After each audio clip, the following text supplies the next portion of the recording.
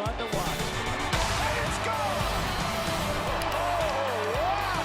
How about that? What a comeback! Ball game! Deep into the night. What a catch!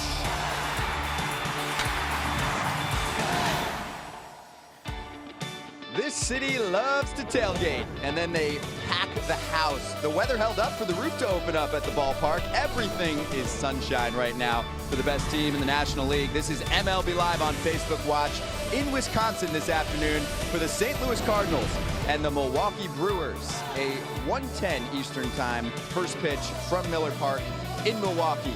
And hello, welcome inside the broadcast booth, everyone. I'm Scott Braun, and welcome to the Facebook audience globally for a matchup between two rivals in the National League Central. In Game 1, it went in favor of the Brewers. Game 2 last night to the Cardinals. This is the rubber match. It's a tightly contested series. We're excited to talk about it. We're excited to talk to you about this game, as you can get social with us throughout the broadcast. That's what we do. Talk to us live.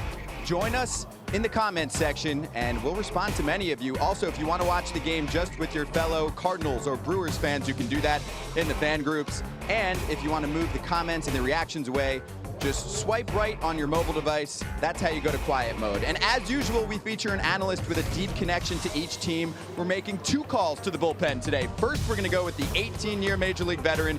His career began with the Brewers, 3 All-Star seasons, and he holds the Brewers' all-time ERA and saves record, the ultra-durable Dan Plesac. And for the Cardinals' perspective, this man closed out the last championship season for the team in 2011, drafted by St. Louis as a catcher, converted to pitcher in 2006. It worked out well. Jason Mott played 6 of his 9 seasons for the Cardinals, and he was also chucking around 96 miles per hour this past spring training. Do you have anything left in you? Could we see you on the mound again? You may be. My daughter's got some T-ball games and coach pitch coming up, so you may see me on the mound there getting hit around a little bit, but that's probably about it for right now. That is very I look important. so young, he looks so mean on the mound, right? We've got the beard, we've got clean-shaven Dan Plesac, and we have the very young yet very talented Alex Reyes on the mound for the Cardinals, making his 2018 debut. You've spent time with him on the Cardinals, and he throws fire. Yeah, this kid throws, upper 90s to 100. He's got good stuff. He's coming back after, a 14-month rehab stint from Tommy John. His minor league numbers were unbelievable. He had 23 innings, had 44 punch-outs, and only allowed 7 hits. So, this kid's coming in ready to do it. He also, talking to Mike Matheny today, he's changed a lot of what he did, his regimen, his eating, his mindset, and what he's going to do out there. And like I said, it's definitely shown in what he's done in his rehab. So we're looking forward to seeing him out there today. Sitting 98, 99 miles per hour in his last outing, which included 13 strikeouts in AAA. He fanned 9 batters in a row at one point. There you go. That's 23 shutout innings of baseball in his rehab appearances, 4 of them at 4 different levels in the organization. They have been begging for him to come up to the show, and today he finally makes his debut in 2018. You did not see him at all in 2017. Alex Reyes with a fastball that's electric. Dan, this is a guy who brings it. He's been a top prospect for a while. He is, and he's a guy that the Cardinals look to as being an ace. With Adam Wainwright down, Adam Wainwright has kind of been the horse for the St. Louis Cardinals the last decade. They're looking for that guy. Michael Wacha's got off to a terrific start. He was really good in Game 2 last night, 6 2/3. He's been terrific, but this is the future of the St. Louis Cardinals. He's been their prize minor league prospect for the last couple of years, all the way back from Tommy John surgery, and I would not be surprised if he pitches well. You're going to see him cemented in this rotation for a long time. He runs into a tough team, though. The Brewers are 18-8 in the month of May. They have the best record in the National League. What do you like about them? Their offense is terrific. Their bullpen is lights out. When you think about the Brewers, Christian Yelich, who they acquired from the Marlins, has been everything as advertised. They signed Lorenzo Cain as a free agent.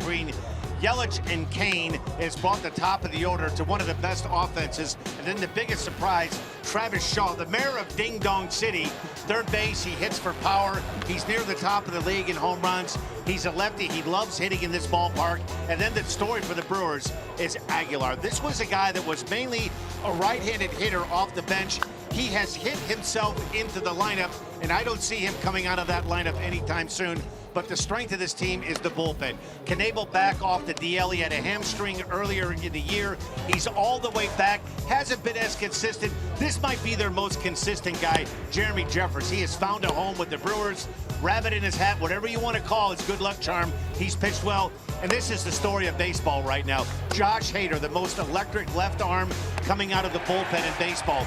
94 to 96 powerhouse slider and a funky arm delivery. The best bullpen in baseball right now. It no longer resides in Cleveland. It's here in Milwaukee. And there it is, NL ranks since April 30th. That's when this team has really turned it on. They've been 19-8 during that time period. They're scoring, they have power, they're taking walks. The bullpen has been the best, and overall on the season, it is the best. And there's tons of swing and miss, like Dan said, especially when you have someone like Josh Hader, who we're going to hear from very soon. In fact, let's go to the fourth member of our broadcast team, and that's John Morosi. Good afternoon, Scott. And yes, Josh Hader, wearing number 71, is on pace for an historic season this year.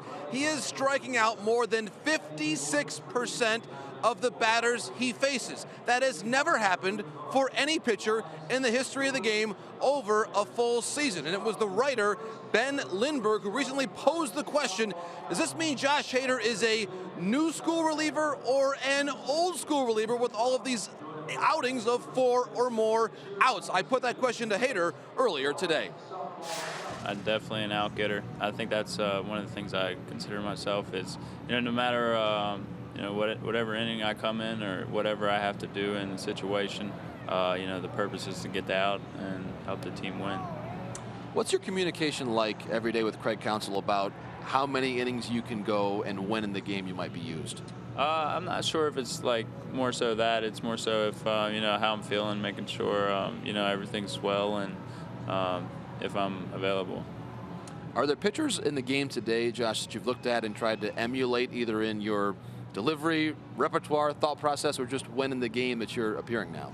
I wouldn't say I model myself after anybody. Obviously, growing up, big Randy Johnson fan, so I watched him a lot and, kind of wanted to have that slider like him and the fastball. So, just worked hard and, kind of flowed with me. So at this rate, Josh, you would have the best strikeout percentage in the history of the game for anybody with at least 30 innings in a season. Have you been able to process just the historic nature of the season you're putting together? No, not really. I don't really kind of focus on that. My day job is to get outs, and whether that's 3 innings or 1 inning, the job still stays the same. You still need to get 3 outs for the inning. That is Josh Hader, the pride of Old Mill High School, Millersville, Maryland. His father, Tom, in fact, is known as the best body man at the local Ford Lincoln dealership there in Columbia, Maryland. And Scott, I can report to you, Josh Hader telling us exclusively here, MLB Live on Facebook Watch, that he can actually still change his own oil. So if you have questions about oil changing, finer points, or this game here, hit us in the comments section here, the social scene reporting on, again, all of these topics here today. Back to you. I love it, JP. Yeah, if you need an oil change, here's the deal, actually. You can let us know where you're watching the game, whether you're in the ballpark or watching around the globe. Let Josh Hader's dad know if you need an oil change and use the hashtag STLMIL. We're getting some early picks here from around the ballpark. Maybe you're in Milwaukee, maybe you're in St. Louis. Looks like we have some type of figurine with us today from Julia. I love it. There's Bradley with a nice sketch. That's a good looking drawing right there, Dan. Vince Coleman, that was the days when the Redbirds had those speed merchants. And this is the big man. You're going to see him on the mound in the next half inning. Alex Reyes will make his 2018 debut. We're very much looking forward to it. But first, the Milwaukee Brewers take the field, led by Junior Guerra, who will be on the mound, and led by Craig Counsell, who is in his 4th season at the helm for the Milwaukee Brewers. MLB infielder from 1995 through 2011. That's the leadoff hitter, Matt Carpenter, having a big series, and this is what the Cardinals lineup looks like. Jason, run through it for us. Leading off, Matt Carpenter's had a really good past, week and a half of baseball. Jed Jerko coming in second, playing second base. Jose Martinez playing first base. Tyler O'Neill getting the start for Ozuna, who's a late scratch in left field. Harrison Bader will be playing center field. Dexter Fowler is batting 6th in right field. Sorry. Uriel This is going to be a tough one. Gyro Munoz. Yes, Gyro Munoz. you think I went to spring training, you think I could remember how to say names. Shortstop batting 7th. Carson Kelly catching 8th. And Alex Reyes doing the pitching, batting 9th. And they will be facing Junior Guerra, who was the opening day starter for this team in 2016. Last year was a down year, and he's back, Dan. 10th start of the year for Junior Guerra. We saw him earlier in St. Louis. This is two polar opposites. You have a flamethrower in Reyes and a strike thrower in Guerra. And I think we talked to Craig Counsell before the game, and one of the keys for him, Scott, is to get ahead with fastball command. His best out pitch is the split finger. So if he's going to have success the second time around against this Cardinal team, we need to see first pitch strikes and strikes with his fastball. So it'll start with Carpenter, a .390 career on base percentage in the leadoff spot. He's been on a roll. Big series for him against Milwaukee. Also entered this month a .170 hitter. Now he's up to .223. And we are underway from Miller Park. First pitch from Junior Guerra, taken downstairs by Carpenter. Now, you touched on it, Scott. Last year, opening day starter was Junior Guerra. Dealt with some injuries, spent the majority of the season in AAA for the Brewers. Had an opportunity to get back in the rotation, and so far he's taken advantage. Guerra, 33 years old in his 4th season in the big leagues, did not make the club out of spring training. That's right. Even though he was the opening day starter, and there's been a little bit of a curse for Brewers opening day starters. Chase Anderson's numbers are down this year compared to last season. He was the opening day man for Milwaukee. You know, originally acquired for the Rule 5 from the Chicago White Sox. That's how the Brewers acquired Guerra in 2017. And you can see Craig Counsell, the manager of the Brewers, they find themselves back in first place again. I think the question that everybody around town here is considering, did the Brewers have enough starting pitching? Their bullpen might be the best in baseball with Hader and Knebel towards the back end, and Jeffers has been terrific, and that fastball right there is any indication a pretty good one there from Guerra. Craig Counsell said it's all about Junior Guerra getting ahead. That's something he struggled with last year, his fastball command. And then he features a nasty split finger pitch. Carpenter lines one into center field. It's a base hit to start the day. Yeah, Carpenter stays hot. Like we said, over the past 13 games, he's batting .403. You know, definitely came up with a slow start the season, but you know, he's a big league hitter, and he's going to go out there and go through those slumps. But he's coming out of it right now, swinging the bat really well. There was a split finger. You see it right there. A 2-2 pitch from Guerra. The split finger up in the zone. Good piece of hitting there by Matt Carpenter. And a 6-game hitting streak for the leadoff man for St. Louis. That brings up Jed Jerko. Close to 300 on the season. 3 for 9 in this series. He knocked in 2 runs yesterday.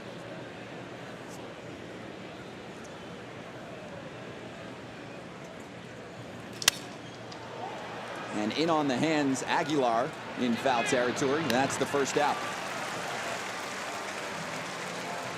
And this is how the Brewers look defensively this afternoon, Dan. Defensively, Christian Yelich, who they acquired for the Marlins, and left Lorenzo Cain, free agent, signing Domingo Santana at right, Travis Shaw, the mayor of Ding Dong City, at third, Eric Sogard, former Oakland A, Jonathan Villar, Jesus Aguilar, Eric Kratz behind the plate, and on the mound, Junior Guerra. And at the plate, Jose Martinez. Right-handed batter, but better against right-handed pitching this season.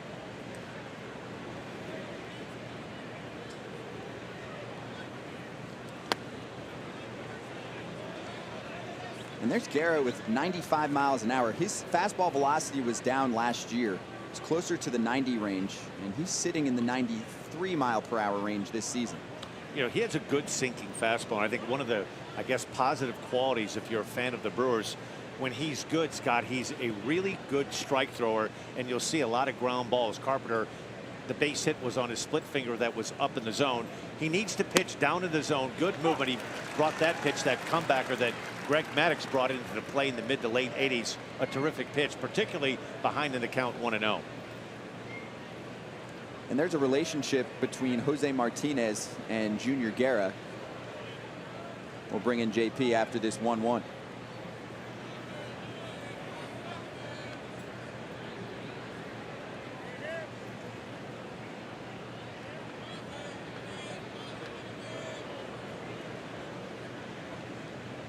Guerra was the first player claimed by general manager David Stearns.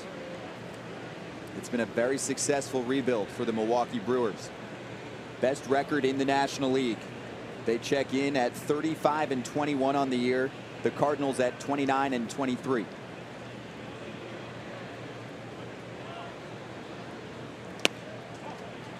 Okay, JP, what do you know? Guerra and Martinez are close friends. They, in fact, were teammates this past winter for Los Tiburones de la Guaira in the Venezuelan Winter League. And Guerra told me yesterday when I spoke with him, didn't have that great of a year in 2017. The answer to him, pitch more. He had a great winter ball season and having a great season right now for the Brewers.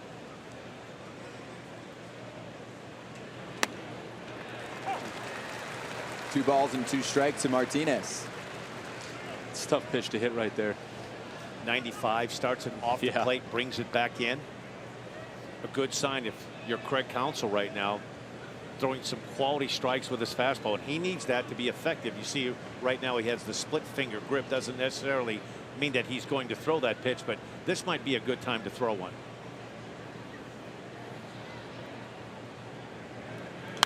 2-2, he leaves it up. It's fouled away. Another good fastball, 95 miles an hour. You touched on it, Scott. You know, most of the time when he's good, that being Guerra, he's somewhere in the 89 to 93 mile an hour zone. A little bit extra juice on the fastball right now, trying to speed up the bat of Martinez. He's yet to throw that really good split finger. In my opinion, that's his best out pitch. And he uses it about 20% of the time. A Cardinals fan checking in on Facebook right now. A lot of movement in that stance from Jose Martinez. And 2-2 is weakly hit to the third baseman Shaw. Throw across the diamond for the second out. And the nickname, like you mentioned earlier, the mayor of Ding Dong City, Ryan just said, if that's a thing, I like that. That is definitely a thing that they say in Milwaukee. Sunday he had his own bobblehead day. The mayor of Ding Dong City and Travis Shaw has found a home. Came up initially with the Boston Red Sox, and another really good move by the Brewers. He settled things down at third base.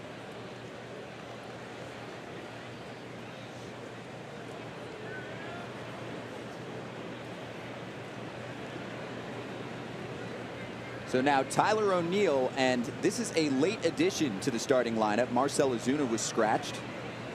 He jammed his finger, his pointer finger yesterday, sliding into second base. We saw him in the clubhouse. Looked to be okay, hopping around, smiling.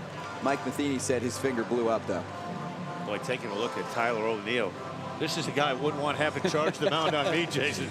This guy's pretty well put together. Yeah, he's a pretty well put together young man. Like I said, I got a chance to see him in spring training this year, and he's, like I said, he's definitely a strong guy. I heard his dad is, or was, a bodybuilder. I believe it. He kind of looks like a bodybuilder himself. So. And the 0-1 is pulled to left. It goes foul. You know, some of the stuff with Tyler O'Neill this spring, with his body type, with the way he is, the way he works out as much as he does, sometimes, like I said, I know with some of the things he thinks about it is he thinks some teams may see it as a negative. You know, they think someone that's that, you know, big, strong, bulky, you know, won't be able to hold up and do whatever he does. But, you know, he's proven over the past couple of years, but it's minor leagues and being up here now, that, you know what, he can still play ball and do everything he needs to do with a body like that. So like I said, he's definitely well put together. And like I said, he's been able to go up there and do it at the plate, and it's been fun to watch. Trying to snap out of a slump. He's 0 for his last 7 with 6 strikeouts. Yeah, often you think of muscle and then you think of not being flexible enough to play the game, but he's trying to change that narrative. Yeah, you know, he does a lot. Like I said, I spoke to him a little bit in spring training about that, about different ways to do things. I've done Pilates and stuff over the past couple of years. I talked to him about that. You know, like I said, he's trying to find ways to be flexible, to be able to still, you know, work out and do what he wants, but also be flexible enough to play. Guerra fools him for strike 3, his first K. So the leadoff hit for Matt Carpenter. He's stranded at second. And we will go to the Brewers half of the first inning. And the 2018 debut of Alex Reyes is coming soon. This season series is tied up at 4. And the Brewers had a wild April against the Cardinals. And it featured a couple of clutch knocks, one from one of their newest members. 2 outs, nobody on. As Yelich comes to bat with Braun on deck. Still looking for his first Brewer home run. And that one's deep. Right center. Christian Yelich has tied it up. Sends it to left center and deep. Get up! Get out of here! Gone! It's a ball game. Yes, Yelich and also Braun with clutch hits for the Brewers against the Cardinals, a series that's matched at 4. 2 of the games decided in extra innings, 2 games decided on walk-off home runs, and the Cardinals were a blown save away from sweeping the Brewers in Milwaukee. The Brewers a blown save away from a series sweep at Busch Stadium. This is their starting 9. Might be the best offense in the National League right now. Lorenzo Cain has been terrific. Christian Yelich has done what they expected him to do. Hit for a little bit of power, 24 runs batted in.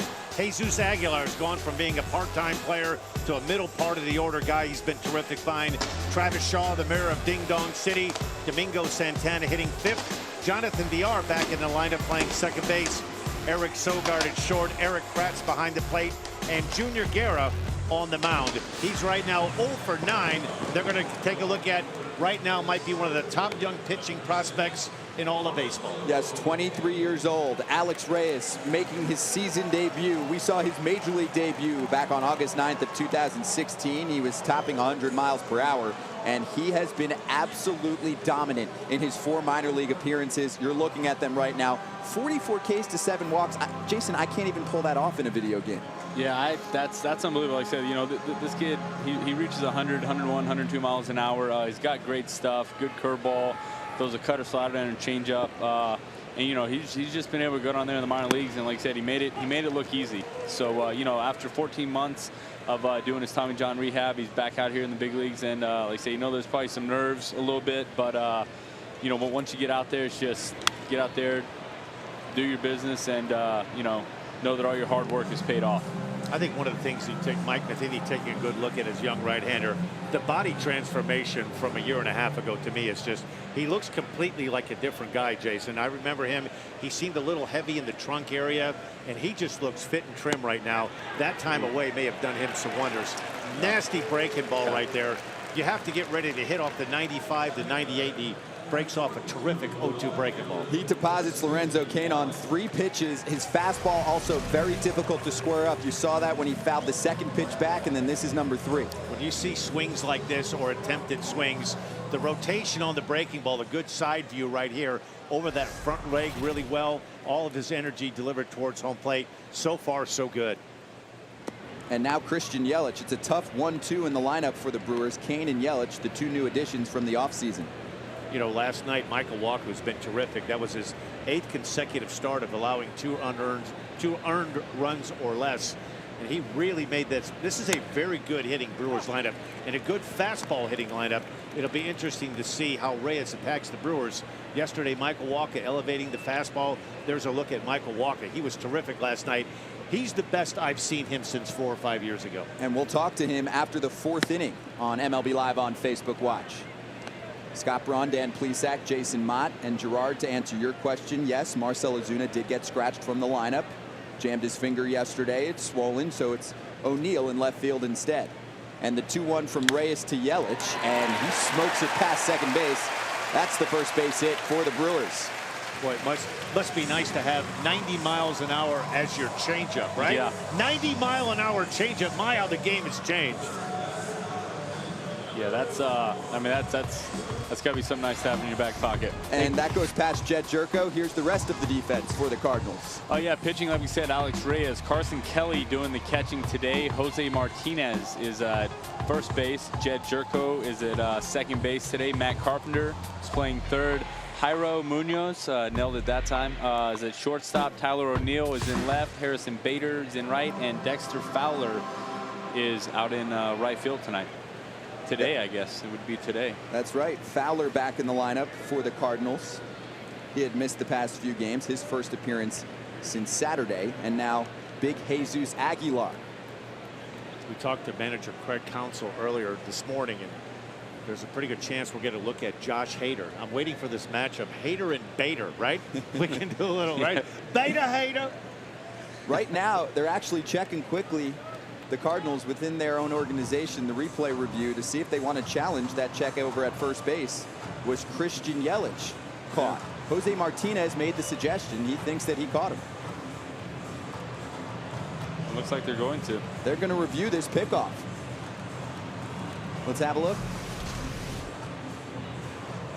Let's see if he gets that right hand in before the glove. It's hard to tell from that angle. If this will be a little bit better angle for us to get a look at. You know what, they might have it. There might be a case right here. This may be overturned. From that look right there, it looks like they did get him. Yeah. From that angle, it does look like he got him right there.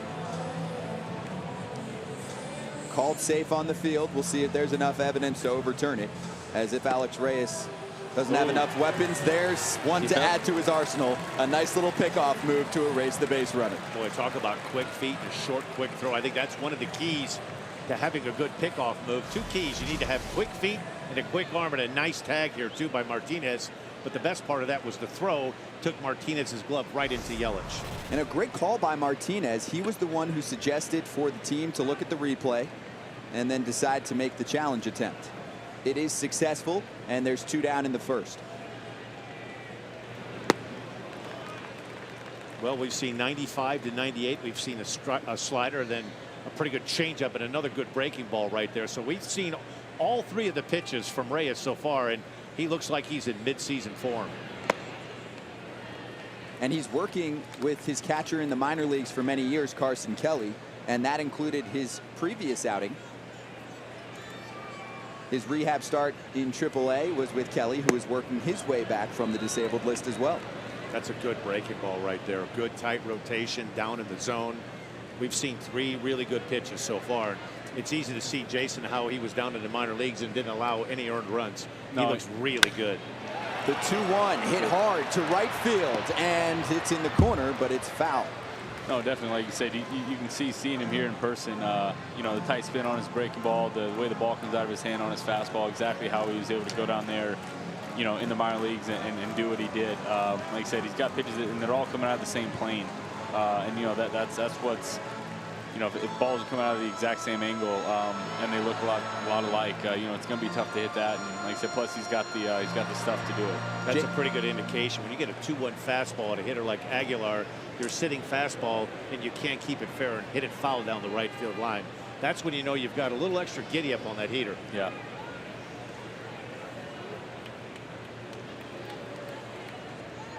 Oh. 2-2 misses. It'll be a full count. JP, what else can you add? Scott, I just got a text from a scout who told me this. He saw one of Reyes's recent minor league rehab starts and said that was the best pitcher he saw in the minor leagues in the last 5 years. And there he goes again. The second strikeout of the inning for Reyes. He faces the minimum 3 batters as the Christian Yelich base hit is erased as he picks him off at first base. And yeah, Carson Kelly went up to him during that rehab appearance when he had struck out 9 batters in a row, 13 total in the game. And he said, you know, you struck out the whole entire lineup in a row, right? JP, it's really amazing what Alex Reyes has done in his rehab appearances, and now a pretty good looking first inning.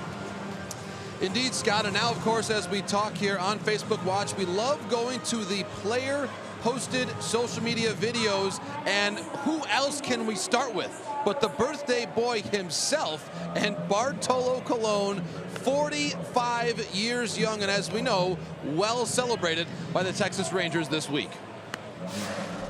Happy birthday, big sexy. Happy birthday to you.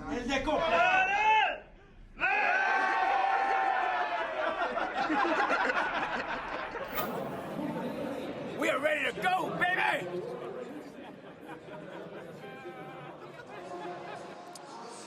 The caption there is Moses Messina and a couple other guys that we know, Alex Rodriguez and Matt Pascursion. Here you have the son of Asdrubal Cabrera, Meyer Cabrera. How about this? A birthday well spent, I believe, birthday number 11 for Meyer, getting to hang out with his dad at the ballpark. A little BP, and here's the birthday cake right now. 3, 2, 1, go! Whoa.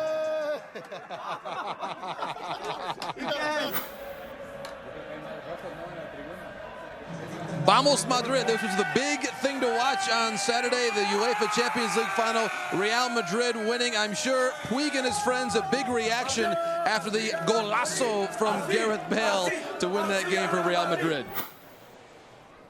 Here we go, best catch we've seen. Here's Eric Jenkins of the Down East Wood Ducks. They're the Rangers Class A affiliate. Courtesy to Alex Turner for posting that. One of the great nicknames in minor league baseball, the Down East Wood Ducks. JP, thank you very much. And that first pitch from Junior Guerra is to Harrison Bader, number 5 hitter for St. Louis. A lot to look at. Dan, you were having a blast watching all of that. Oh, you know what? I tell you what, social media, it's amazing how it is not just in the culture of every day, but in sports. And so many of the players in all sports in Major League Baseball have embraced it. It's just a completely different platform versus what I came up with in the mid to late 80s. It's just a completely different time. And I think all the young players that we see, we go around and we do these games and we talk to players, they're just more well-spoken. They're around this a lot more. And it's just a different age in baseball right now. I was with Harrison Bader in the Elevator Hotel this morning as we both were making our way to the ballpark, and he was snapping selfies. Did you photobomb him? Did you jump in on one? A little bit. Okay. I don't think it was going to his public social media audience. I think it was just on to a friend. But I got in there. 1-2 coming from Junior Guerra. We'll see if he goes with the trademark splitter.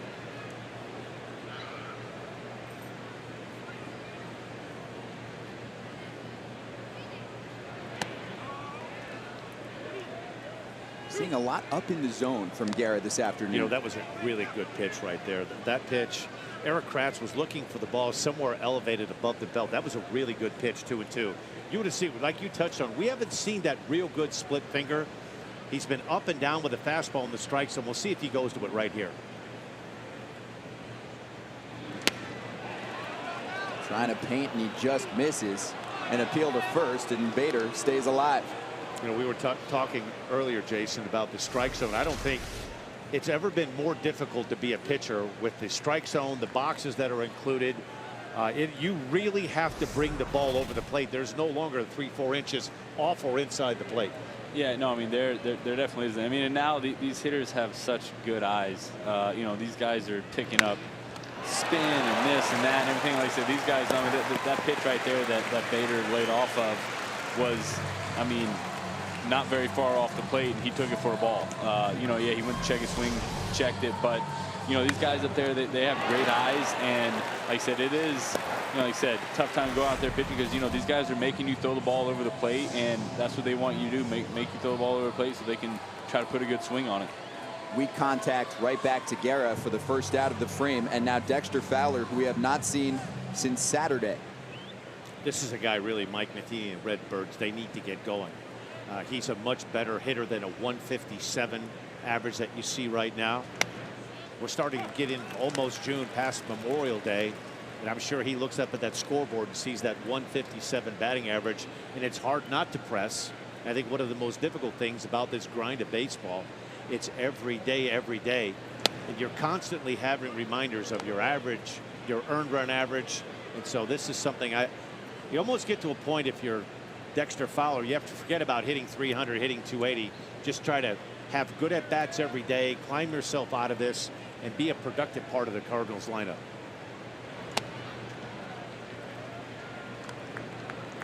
Can you give us a Cliff Notes version? Quick question from Dan. Your best memory of your Milwaukee days? Wow, there were so many. Probably 1987. We started out Easter Sunday to pick up our 12th win. We were 11-0, and we were down 2 runs going into the 9th inning at home against the Texas Rangers. And Rob Deere hit a 2-run homer to tie it, and Dale Swaim hit a solo shot to win it. Dexter Fowler passed 2 infield defenders for a base knock. Every Easter Sunday, when you bring that up, Scott, when I wake up on Easter Sunday, I think about that beautiful sunny day in Old County Stadium, huge walk-up, and probably the highlight of my playing days here with the Brewers. There's the hit for Fowler past Aguilar and VR. It's been a memorable start for Milwaukee. They were in first place at this time last year, just like they are right now. The difference is the record is much better. The offense much better. The bullpen much better at this point. But questions surrounding the starting rotation. And I really think the Brewers are eventually going to have to address this. There's a good sinking fastball. Their bullpen has been great. Hader, Jeffers, and Knebel. There's a good look at Craig Counsell, and I think he knows it deep down inside. They're going to have to get more than 4.5, 5 innings out of the starting rotation, because eventually, I don't care how good the bullpen is, you start to wear down as the season goes on. I would be surprised if the Brewers weren't in on whoever is available at the trading deadline. Right now, Jim Johnson, they're hoping to have him back sometime around the All-Star break. Craig Counsell told us today that they're not sure when. They're not going to rush him back, but this pretty much tells the story of the Brewers. Their rotation 12th, you see in blue highlighted, the relievers the best, and it kind of goes from worst to first when you look at their rotation, and it's a polar opposite of the Cardinals. The Cardinals starting rotation is terrific. Their bullpen at time has leaked some oil, but I think if the Brewers are really going to be serious about winning the Central, I think they're going to have to go outside of the organization and find another starting pitcher. And throw out some names in the comments section. We'll look at them later. Which starter do you want for the Milwaukee Brewers? You know, I do think it is like I said, you're showing the graphic of the stats of their starters being where they are. But even with those starters being where they are right now, you know, they're still in first place. And, you know, similar thing last year. And like I said, last year, I think they may have had a chance to go out and get some people and decided, you know, we were talking about earlier, decide, hey, you know, we're going to stay the course. We're going to do what we have and go with what we have.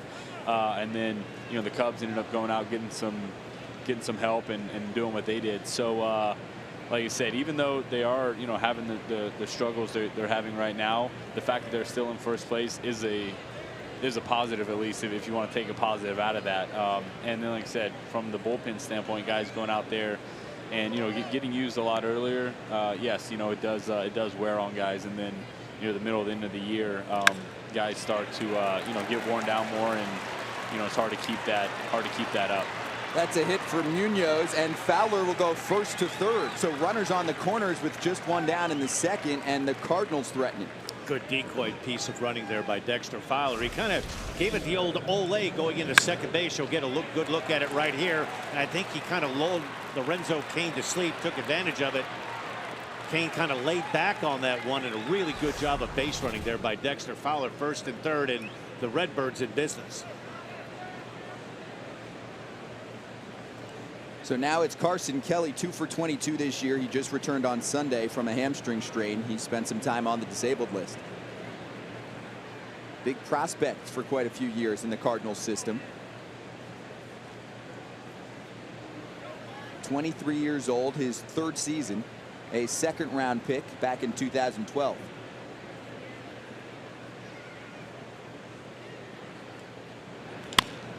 Turns on the first pitch. It's a foul ball. Interesting, before the game we had a chance to talk to Mike Matheny, and he was telling us originally drafted as a third baseman, converted infielder, has won a Gold Glove defensively in the minor leagues, and no better guy to learn the art of catching from that guy right there, Mike Matheny, who had a chance to play with just for a little while in Toronto. A great handler of pitchers, a great catch and throw guy, and one of the top managers in all of baseball. Terrific baseball guy right there, Mike Matheny. Yeah, Kelly won that Gold Glove in the minor leagues in 2015. He can learn from Matheny and the usual starting catcher for the Cardinals, and that's Yadi Molina. Those are two pretty good teachers to have. It is, and you know, talking to Mike before the game, one of the things he'd like to see him do is be a little bit more assertive. It's hard to do when you're a younger player, to stick your chest out and walk around in the clubhouse, but Mike would like to see him take a little bit more charge in game with his pitchers, and I think he's getting better with that all the time. 0-1 in there for a strike. He's behind 0-2. Jason, did you work with Carson Kelly at all? Yeah, I've worked with him. Like I said, I've thrown to him, and also, like I said, I've seen him doing, you know, a bunch of the work that he does in the cages like that with guys like Yadi, all the catching instructors, stuff like that. He's very good. He's a student of the game. He's going out there each day trying to get better, trying to learn. which is exactly what you want to see out of a young guy. Especially you got a guy like I said, he gets to learn from Yadier Molina and Mike Matheny. So you know, he's definitely going out there trying to do the right thing. Lays off the 0-2 pitch. That's the good split finger right there. He shook to that 2 times. It was a fastball in sequence, fastball away. I think right now you have to try to look for a strikeout with the pitcher on deck and Reyes. This is a big out for Guerra. If he could get a strikeout or a pop-up. Here's another look at the split finger right here, down in the zone. Good job by Carson Kelly to hold off. I'm not sure it wouldn't be a bad move right here to go back to that split finger again. You'd like to get a strikeout or a pop-up. Fowler at third, Munoz at first. 1 out, 1-2 pitch in the top of the second from Guerra. Good fastball up in the zone, Jason, right there, trying to go for the kill, for the strikeout of the pop-up, first and third. I was going to say, if he's asking for things, he may be trying to get that ground ball double play to go ahead and get out of this inning and lead off Reyes the next inning. If we're wishing for things right now, that'd be a good thing for him right now. And hello to Rob watching from Canada. We see you. The Cardinals are 2 for 13 in this series with runners in scoring position. Did Kelly go around? He did. Nasty split finger. That's the one we've been waiting to see. Guerra's gone to the fastball mostly the early part of this game right here, and that's the first really good split finger. It almost has the action where it looks like a slider. You can see the split finger grip, and boy, that is a terrific pitch. Catches Carson Kelly. You have to be aware he's throwing 95 to 96 miles an hour. Terrific piece of pitching there by Guerra. And his second strikeout, his 35th pitch of the afternoon, is about to come to Alex Reyes, the opposing pitcher. And by the way, if you're looking for Yadier Molina, he's on the disabled list still. Groin surgery. It was a really tough injury for him. Hit by a foul ball. And you should see him back early in the month of June. We're receiving pretty good reports so far. And actually yesterday he posted some defensive drills catching balls in full gear on Instagram. He's very IG friendly.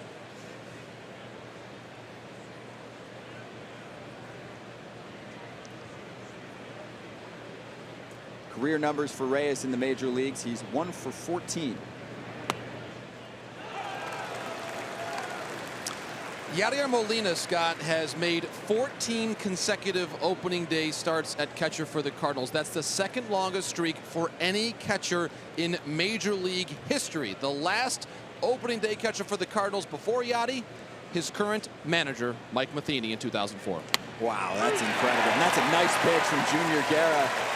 He finds the outside corner for his third strikeout. So he strands the 2 base runners after allowing base hits to Dexter Fowler and Jairo Munoz. 3 hits on the afternoon for the Cardinals. They've struck out 3 times, and we have no score as we head to the home half of the second inning here at Miller Park. MLB Live on Facebook Watch. Scott Braun, Dan Plesac, Jason Mott, JP Morosi, and this is Alex Reyes. Co-minor league pitcher of the year in 2015 with the Cardinals, highly touted, and grew up in New Jersey, ended up actually moving to the Dominican Republic and signing as an international free agent. He played in the Futures game both in 2015 and in 2016. He has gone through his struggles and his setbacks. He failed a drug test in November of 2015. He's dealt with some shoulder issues, and that suspension lasted 50 games. Then he made his MLB debut August 9th in 2016 as a relief pitcher. Ended up with 5 starts, 7 relief appearances, 46 innings, about a 1.57 ERA and 52 strikeouts.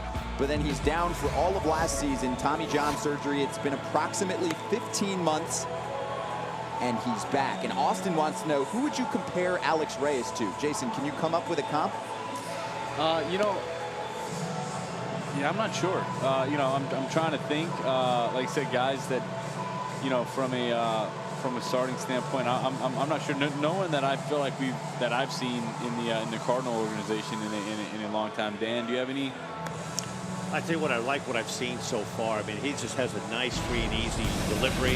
I think one of the things that initially sticks out is just his body change. This is kind of a bio on Alex Reyes, born in Elizabeth, New Jersey in December of 2012. $950,000 signing bonus as an international free agent.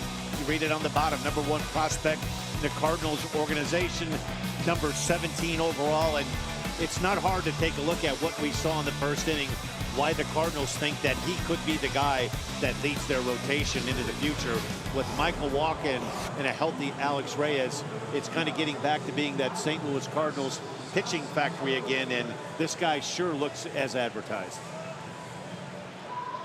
Would you make any comparisons with him to Carlos Martinez? I know actually you and I were on a show together on MLB Network a couple seasons ago, and you said I could see a less polished Carlos Martinez. I like Reyes' delivery a little bit more than I like Carlos Martinez. I think at times Martinez gets a little loose in his delivery. He'll fall off towards, the first base side. This is a new, and I don't want to say improved version that we're seeing of Alex Reyes, but what's really important when you watch him over the top of the rubber, his chin and everything is going right towards home plate. He's not falling off drastically to one side or the other. You get a good look at him right there. He's right on target. That's that spike curveball that he throws. We've seen a good fastball. We've seen a good curveball. We've seen the slider and the changeup. 4 pitches, all plus pitches. Has the makings of being an ace. Jonathan said you're looking at a big part of the future of the Cardinals rotation. The ability to be a #1 pitcher in your mind? Definitely.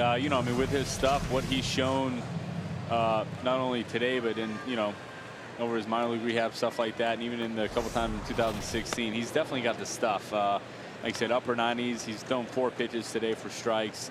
And like I said, like Dan was saying, with his delivery, he's simplified a lot of stuff. He's got it nice and compact. He's not overdoing things. So like I said, with his stuff, with his ability, I could definitely see him being a #1 here in St. Louis, and with his age for hopefully a long time. His 2-2 coming to Travis Shaw. And he works a full count. And Chris asked, how many innings will Alex Reyes go? Is there any limit? It sounds like it's going to be in the 90 range. That's how many pitches we saw from him in his last rehab outing. I think one of the keys is he'll tell you when it's time to take him out. There's another breaking ball there, 89 miles an hour off speed, so he's not predictable in a 3-ball, 2-strike count. We talked to Mike Matheny. I don't think they have there's Mike Maddox, one of the top pitching coaches. I think they're going to gauge by their eyes what they see. If he's laboring, having a difficult time throwing strikes, he looks super smooth. I love his delivery, the changes that he's made. He looks super good right now. Ryder said, calling it, Reyes throws a shutout. That's a walk for Travis Shaw. Hey, JP, what do you have? Well, Scott, it's a really interesting development right now for the Cardinals. Only 4 starts this entire season by any pitcher older than 30 years old. That, of course, belonging to Adam Wainwright, now on the DL. We think, certainly for so much of Jason's career, the Cardinals have had a very veteran pitching staff. But now it's Miles Mikolas as the veteran at age 29 season. Martinez and Waka both in their age 26 season. Luke Weaver at 24, Flaherty at 22, and of course Reyes. So this is going to be a great young rotation, I believe, Scott, for many years to come. John asking, do you think this rotation, Martinez, Reyes, Flaherty, Waka, Mikolas, could be the best in the National League, maybe even in Major League Baseball? It's a very good starting rotation. I think when you're talking about the best, there's one team to me, the Houston Astros. They're at an entirely different level, and I've made this statement on MLB Network. You go back to all those great Braves teams with Smoltz, Glavine, Maddox, Avery. What the Houston Astros are throwing out there 4 days a week, and on their 5th day, it's a guy that formerly won a Cy Young in Dallas Keuchel. I've been covering baseball. 1986 was my rookie year, but you look at Justin Verlander, Charlie Morton, Lance McCullers, Garrett Cole. Those 4 back-to-back are as good as 4 right-handers that I've seen in any rotation since 1986. This is a really good rotation with the Cardinals, but in no way compares to the Houston Astros. Yeah, the Astros ERA right now is historically good. 0-2 to Santana, handles the breaking pitch into left field. It's a base hit. And Shaw moves up to second. So the first 2 base runners against Alex Reyes here in the second. It's Shaw with the walk, and then Domingo Santana with the hit. It's the second hit of the day for the Brewers. Breaking ball up in the zone, 79 miles an hour. That's that spike curveball. Santana puts a good swing on it. This is something foreign for Alex so far. He hasn't allowed a run in the minor leagues. Might be the first inning he's been in trouble in 2018. First and second, nobody out for the Brew Crew.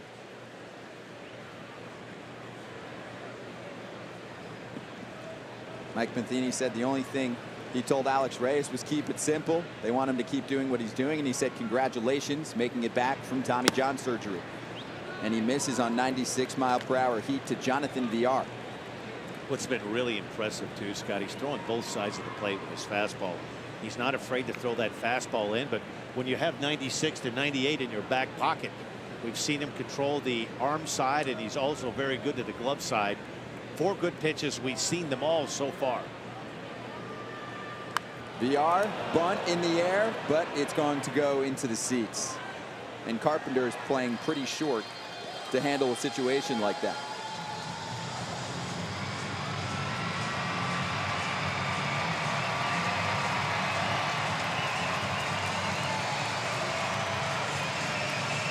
A .280 average for Jonathan Villar this season. He brings speed. He's trying to lower his strikeout rate. Tough to do against a pitcher like this.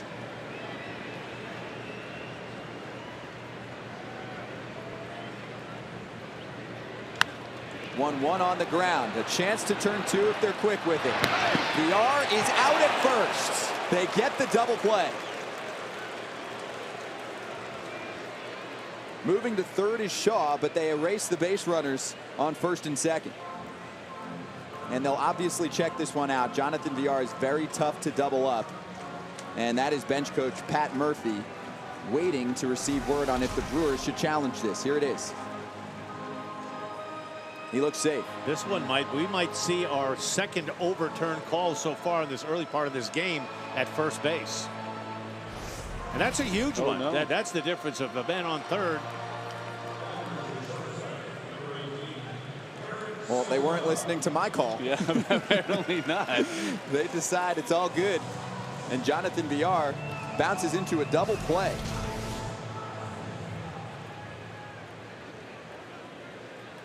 Boy, I don't know, right? I think the ball was still in the air. I think if Pat Murphy had to look at that again one more time, I'm not sure. He had to have had the same look that we did, but this looks pretty clear. The foot is down before the ball is in the glove. Oh, yeah. He's safe. Yeah, he looks safe right there. But I mean, I'm sure, like many guys, I've been a part of a lot of these, and I've been wrong a lot of the time. Like, oh, he's definitely out, and then go back and you're like, all right, no, he wasn't. Did you guys play that game in the dugout? Oh yeah, all the time. It's amazing, isn't it? After a game where you swore that a pitch was there, and you went and looked at it afterwards, you're like, that wasn't nearly as good as I thought it was. That's why I tried, like when I was out there pitching, tried not to be too like showing up with the umpire, be like, where's that pitch? Because then I'd go back and look and realize, oh, that, of course, you know, throwing a guy like Yachty, stuff like that, you're like, man, he made that ball look way better than I actually threw it. So I just kind of try to keep my mouth shut and just try to worry about hopefully getting outs before they score. And that misses to Eric Sogard. 4 consecutive balls from Reyes. And now runners on first and third for Milwaukee. Let's bring in this question actually from Jeffrey. He said, Jason Mott, how hard is it as a pitcher to adjust from AAA to MLB hitters? Because Reyes was so good in AAA last time out, but this is a different looking squad when you're dealing with a more patient approach. Yeah, I mean, you're definitely dealing with more polished hitters, and obviously going from, you know, minor league ball to, you know, the Milwaukee Brewers, who have been hitting the ball really well as of late. It's definitely a different people you're facing. But from a pitching standpoint, the way I always looked at it was, I can only control what I can control, and that's go out there and make my pitches, execute what I can do out there, and that's kind of the way I kind of went out there and thought about things. Didn't matter who it was, what it was, just go out there and handle what I can control. And like I said, you know, Alex, I think hopefully is we're trying to do that exact same thing and just go out there, execute your pitches, and you know, try to get ahead of guys, get outs.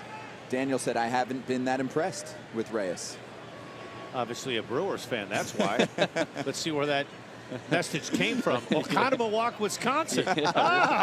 Now I get it. Dan knows where you're watching. It's 8-hitter Eric Kratz with runners on the corners for Milwaukee. It's Shaw at third and Sogard at first. I don't know if you're Kratz right now, you're thinking, listen, he doesn't need this help. This ball looks off the plate and in, and very rarely do you see a catcher, you know, sitting outside, the ball runs in, and get that called for a strike. And this is only the second game he's played this season. Saturday, he went 2 for 5.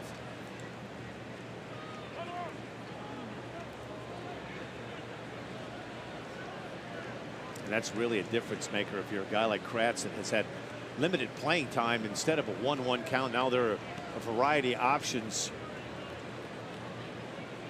Difference of sitting 2 balls and no strikes, you can kind of take Reyes and just kind of like keyhole him and say, okay, I'm going to look for a fastball outer part of the plate and drive it. Now you have to be, every pitch is in play. What did you believe when you take a fastball down the middle like that he was probably thinking the same thing, some type of off-speed pitch. That might have been the only pitch in this at-bat, Jason, that he's going to get a chance to put in play. We'll see if he goes with that plus curveball. It's a pitch that goes about 78 miles per hour. We've seen 78 all the way up to 98 from Reyes so far. And his 35th pitch with the runner going for second. It's a foul tip. Back to first goes Sogard. And his signature goggles.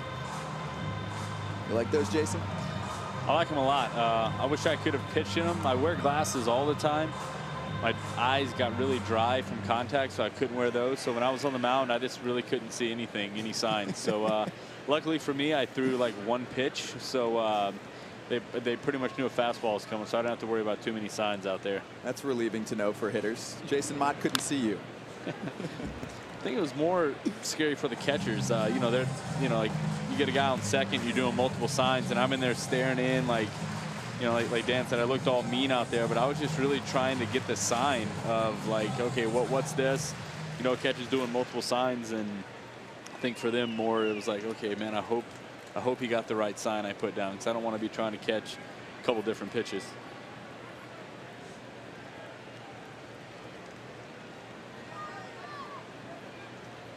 '23-year-old right-hander Alex Reyes.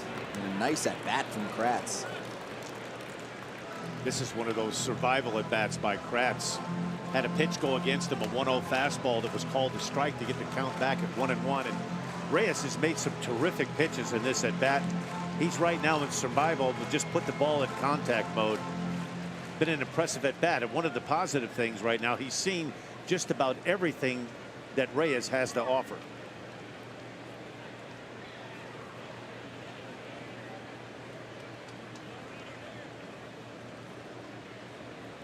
One-two, runners going again. And Eric Sogard will move up to second base. No throw from Carson Kelly.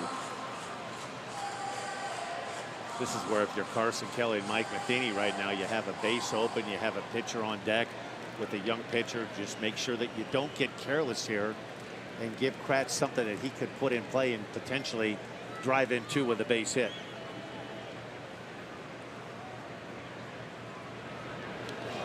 And he hit him. Got a piece of Kratz to load up the bases. That might have been the best case scenario right now. The base is loaded with a guy on the mound, Mike Maddox. Let's see if he gives the proverbial put his hand on Reyes' shoulder. We've seen this throughout the years with Mike Maddox. Here's another look at that spike curveball that he just hangs on a little bit too much. And Kratz gladly will take this one off of the left or the right bicep to load things up for the Brewers. A 26-pitch inning from Alex Reyes. Mike Maddox, the pitching coach, the brother, yes, there's the hand Greg on Maddox. the shoulder. There it is. That's the okay. Listen, young man, you're the best pitcher we have right now. You got a starting pitcher up. Let's go. Relax. Deep breath. Breathe in. Breathe out. Elevated game of pitch and catch. Maddox, the former Milwaukee Brewers pitching coach of the Rangers from 2009 through 2015. 16 and 17 with the Washington Nationals. Good golfer too. Don't let him, if he's ever at a golf course near you, Scott, sucker you into a game of golf, because he's a very, very good golfer. I'll look out. And TJ. he's caught me a few times on the golf course. Saw that comment earlier from PJ saying he's at 40 pitches. He's not going to last long in this game. Good news for Cardinals fans. The team is off tomorrow. Most of the bullpen should be available. Likely not Jordan Hicks, who went 2 innings yesterday. So bases loaded. It's Junior Guerra. And he connects to left field, but it's right to O'Neill. So solid contact by the pitcher for the Brewers, but they leave the bags loaded, and Alex Reyes wiggles out of a tough jam. He labored in this 2nd inning.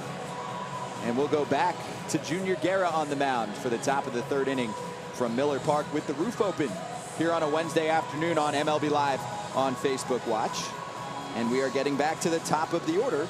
And Matt Carpenter, who has turned things around after hitting 170 entering the month of May. Suddenly, this is what you saw earlier for the first 35 games, Dan. What were pitchers doing to him? Well, you know what it is? We're seeing a case of the rollovers right here. He had a really difficult time the first 4 weeks of the season hitting the fastball and hitting it with any authority, which has really been something different, because one thing that this guy can do is he can sit on a fastball, and if he gets one, he can usually do some damage with it.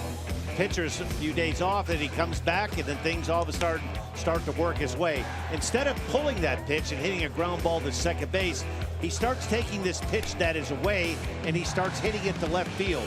And he's gotten away from just being pull, pull, pull, and this is why his average is going up, and he's starting to find a lot more holes on the left side of the diamond.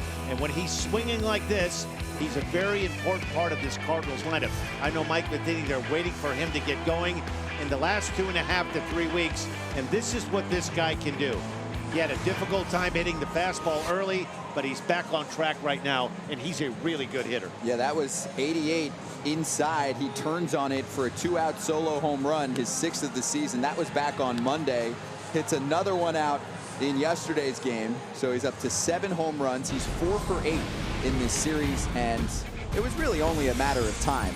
13 extra base hits in his last 13 games. I will say this, because conversations always start on Carpenter about where he is in the lineup, Jason. And I remember talking to some people within the Cardinals organization about him batting in the leadoff spot versus other spots in the lineup, and they like to try to put him deeper in the lineup, say as a 3-hitter, but you look and he always ends up back at the top, and that's where he's most successful.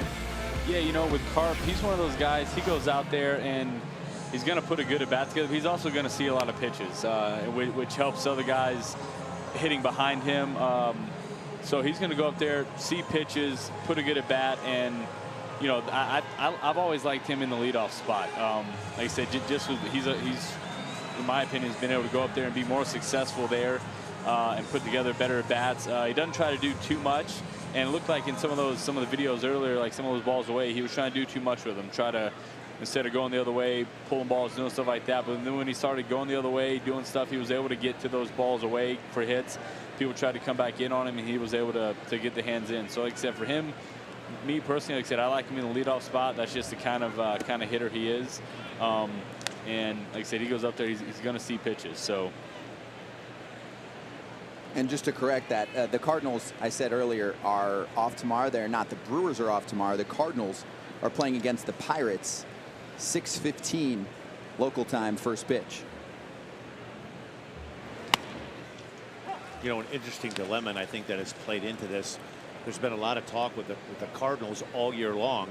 Carpenter, they love him in the leadoff spot, but that happens to be the best place for Dexter Fowler, who's had most of his success in his career hitting out of the leadoff spot. So it's been a little bit of an adjustment. Both guys off to slow starts. Fowler base hit in his first at bat, but Matt Carpenter's proof. We saw the graphic early. First 35 games hitting under 200. He's gotten his average above 200 right now, and he's chipping away and starting to hit more like the Matt Carpenter that we know. So with him leading off, Fowler's hitting 6th.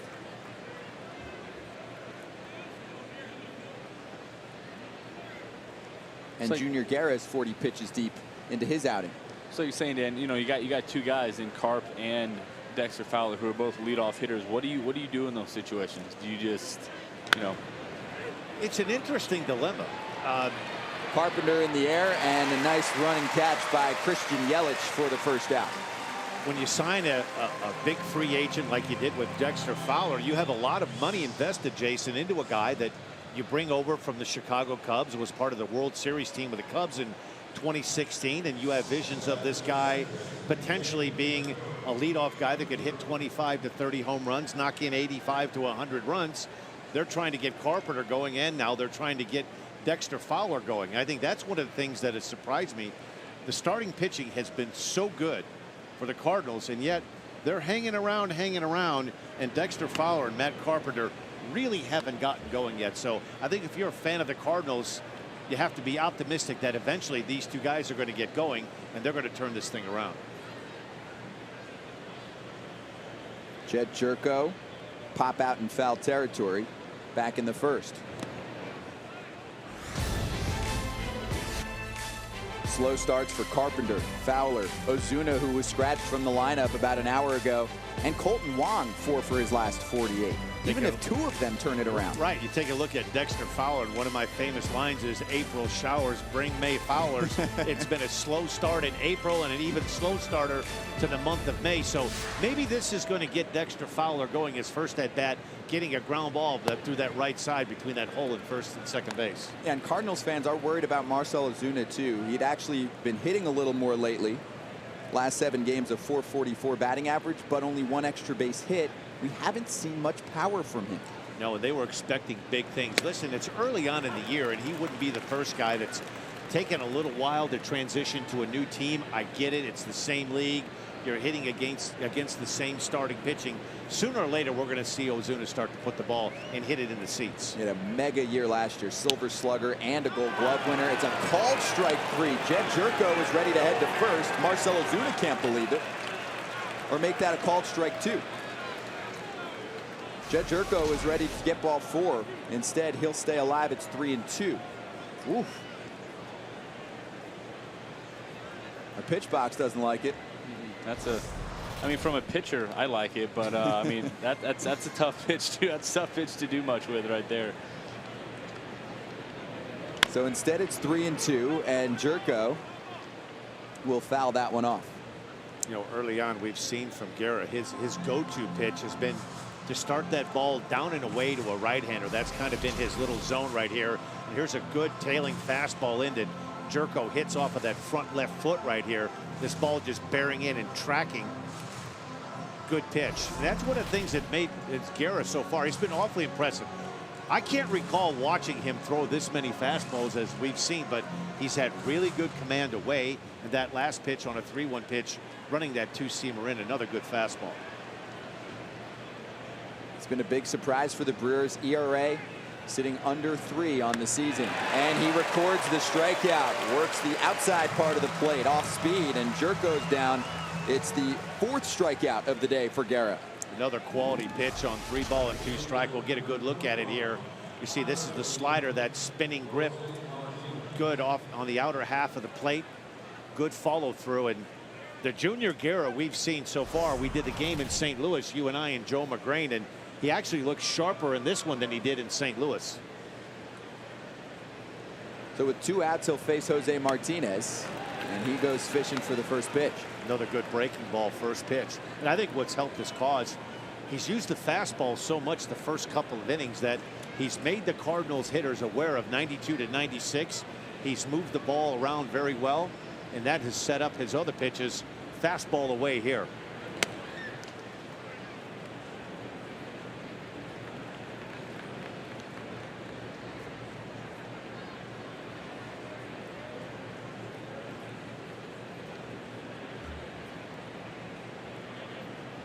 Two runs or fewer in 7 of his 9 starts this year.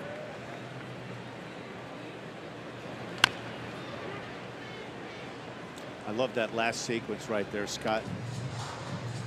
Initially, Eric Kratz called for the fastball away. He shook off.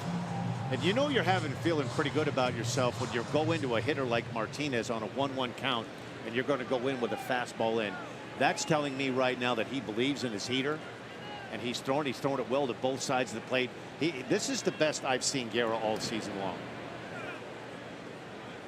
Take a look at that last pitch again. This was the pitch prior. He wants the fastball away. He shakes off to it. He wants to go fastball in. And I mean, he puts this ball right in the middle of the glove. That to me shows me that Guerra right now is feeling really good about locating his fastball. As Craig Counsell told us earlier, if he's locating the fastball, he'll have some success this afternoon.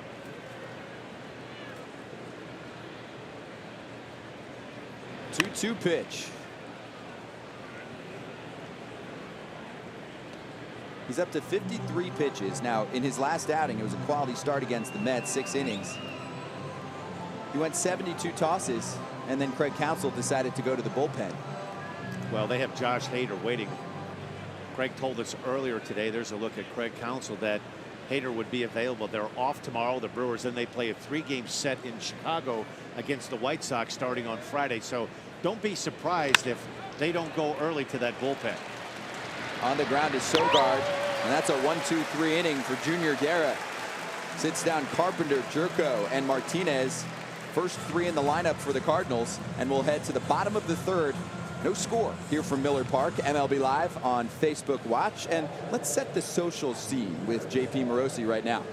Thanks, Scott. Yes, let's look back at the best of all the player posted photos on Instagram over the last week, beginning with the spectacular MLB debut of Willy Adames. How do you arrive to the big league, Scott? How about a home run off of Chris Sale, the photos from that memorable night for Willy Adames? And then how do you celebrate a 3,000th hit? How about with a domino table with your likeness on it? Again, Albert Pujols celebrating in style.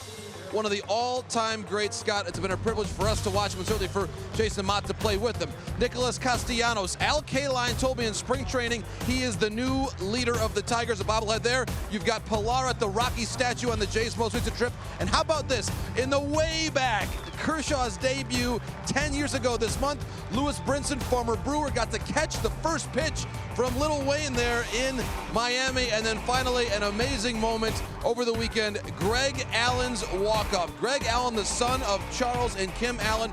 Charles Allen, a former U.S. Navy veteran. And actually, Greg Allen told me over the weekend when I spoke to him in Cleveland, Scott, he still thinks a lot of the advice he got from his amazing college coach, the Hall of Famer himself, Tony Gwynn, about how to slow the game down and being the president of the moment there in the game. Certainly he did that for the Indians on Memorial Day weekend. And finally, Scott, as I send it back up to you, trade winds starting to blow, 2 months away, the trade deadline. So, Scott, you know how much I love the trade deadline. I will trade half the players on both teams here today. Just hit me in the comments section, thoughts about that.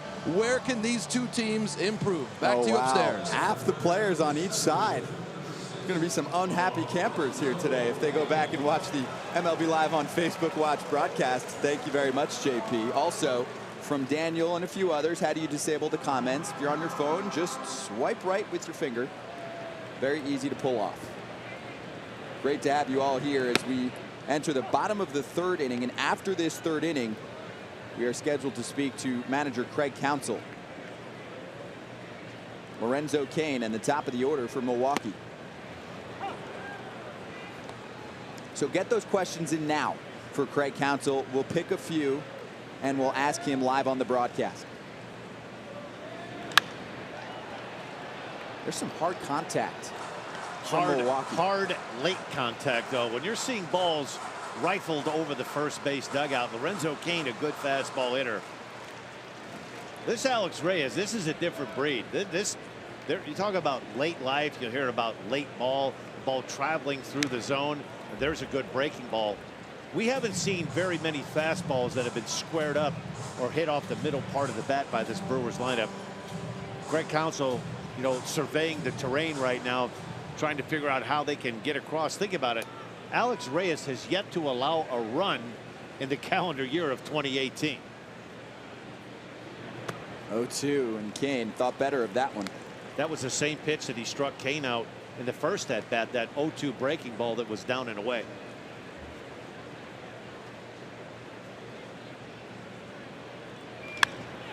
One, two, it's up, and Cain handles it into center field.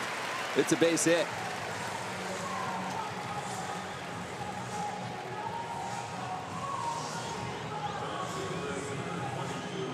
This is another case right here. This ball is intended to be down and away.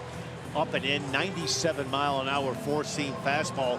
This is one of the few times Reyes has missed the glove early on, and Lorenzo Cain made some pay. Leadoff single. Brew Crew have something brewing here.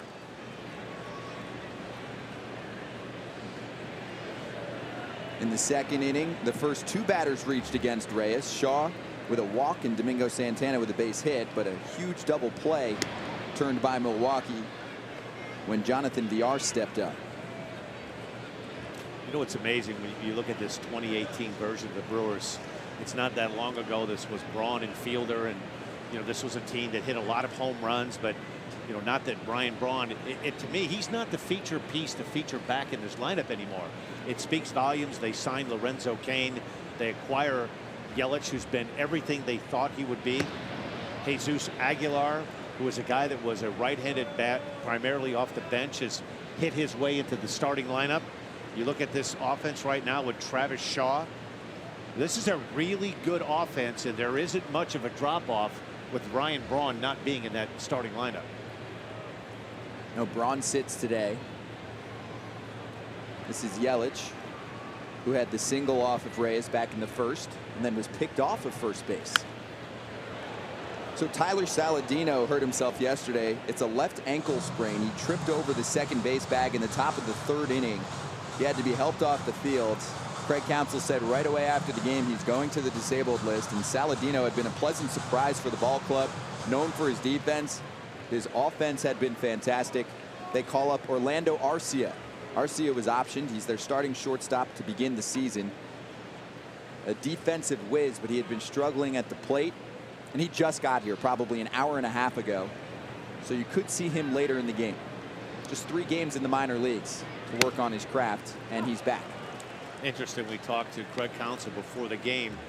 Wasn't able to find a direct flight into Milwaukee, so he flew into Chicago O'Hare Airport in about a hour and 15-minute drive from the Windy City here up to Beer Maker City in Milwaukee. I did that yesterday, last night. No good direct flights. You do the Chicago thing and then take a car. Drive through Kenosha and Racine. On the way home, you need to stop at the Mars Cheese Castle and have lunch. But wait, you're into that healthy eating, so that won't be a good place for you. It's good for a guy like me. Oh, you know me. The Mars Cheese Castle, a must if you're driving from Milwaukee south down to Chicago. 50th pitch coming from Alex Reyes. It's 0-2 to Christian Yelich. What kind of eater are you, Jason? Because I know the Cardinals are preaching a little more nutrition than they used to. Yeah, I enjoy food. I thoroughly enjoy food. I live in Memphis. In the off season, we have some pretty good food, pretty good barbecue, pretty good fried chicken spots down there. So yeah, I'm a fan of food. I enjoy food a lot. Alex Reyes made a big change to his diet. No more soda, no more juice, just water. Ditched his late night fast food, only home cooked lean meals. He says the only thing that he'll do is sneak in some pizza. So that's not your diet. I sneak in pizza as well. Yeah, so it's kind of like my diet. I don't even think about sneaking it. I just ate it. Listen, it was just a different time when I played. When I came up in 1986, there were no chefs. There was no players' lounge like all the ballparks are today. I mean, it's hard not to eat healthy because there just isn't the junk food around the clubhouse that there was during my days. In my last year playing, Scott, in 2003, there's been a dramatic shift in the quality of what players eat, their lifestyle on the field, off the field. It's so much better now. Every ballpark, every team now, there's a chef where guys will, for a 7 o'clock night game, guys will come in 1:30, 2 o'clock. If you want lunch, it's there. If you want dinner, it's there. There's always fruits and vegetables and protein shakes available. It's just a different time right now. And it's led to changes for Alex Reyes. Mike Matheny said he shed some baby fat with his new regimen.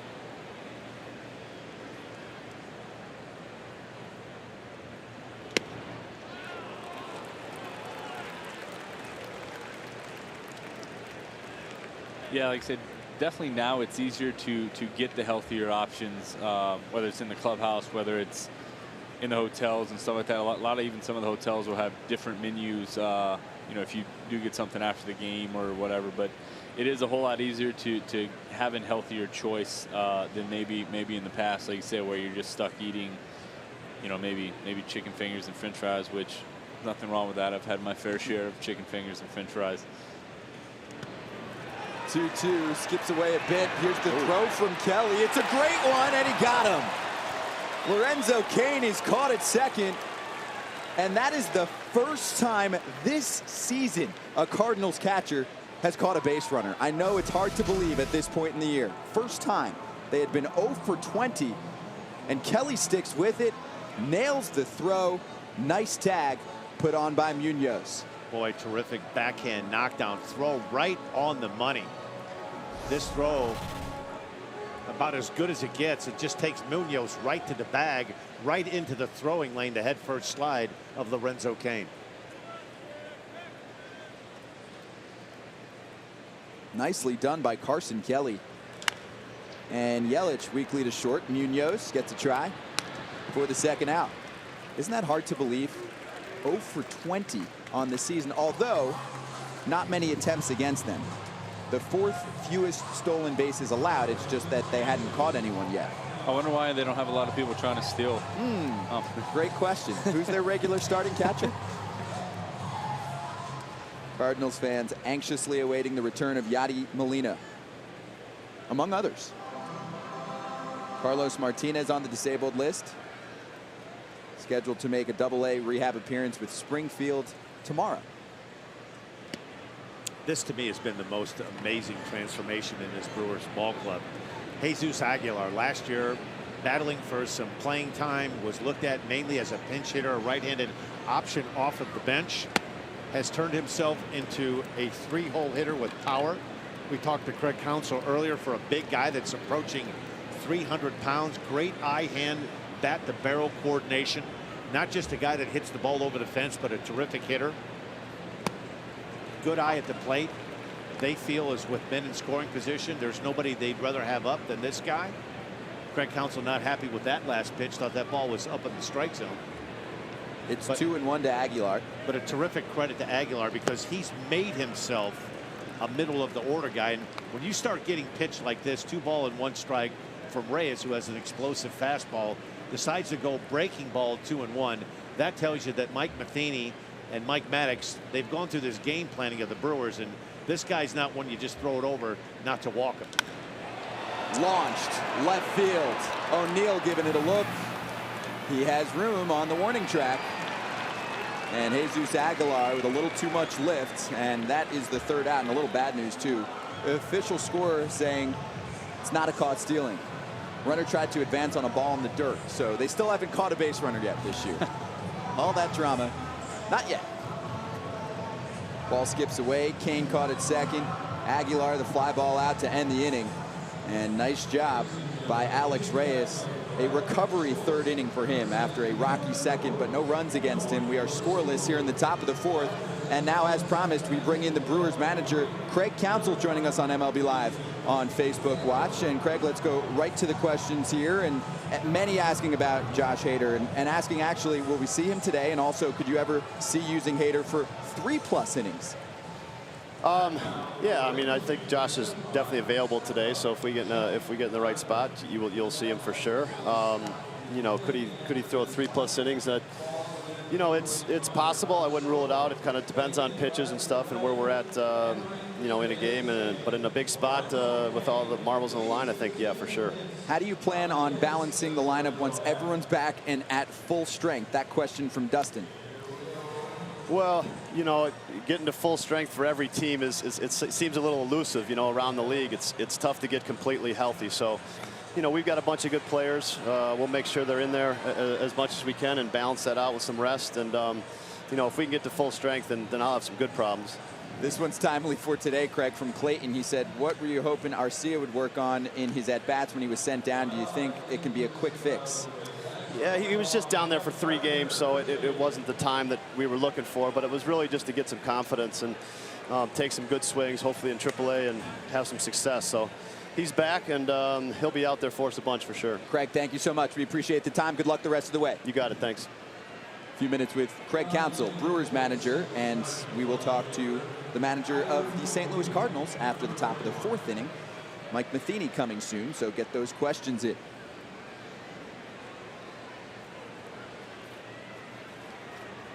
4, 5, and 6 due up for St. Louis in this 4th inning. No score yet. It's Tyler O'Neill, Harrison Bader, and Dexter Fowler, the three outfielders. 55th pitch from Junior Guerra, and he is locating brilliantly today. He has 55 pitches. You touched on really good command of the fastball, both on his glove side and his arm side. We haven't seen very many split fingers. He's gone pretty much 75–80% break fastball. There's the good slider. That's really been his best secondary pitch so far early on. Great command of the fastball. His slider's been really good. Very few split fingers, so he still has that ace in the hole yet left in his arsenal.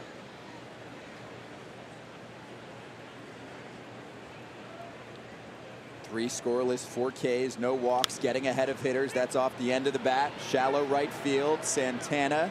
Nope, it's going to be the shortstop, or make that the second baseman, Jonathan Villar, with the catch. And there's one down in the top of the 4th. Okay, so JP Morosi, I think you opened up Pandora's box when you said you want to trade half the players on each team. So what are you hearing on social media? Well, I think our commenters are very astute, and they've got a lot of really good ideas. And Ariane Johnson asks the question, could the Cardinals send Luke Weaver, John Gant, Jed Jerko, and then prospect Orlando Mercado to Baltimore for Manny Machado?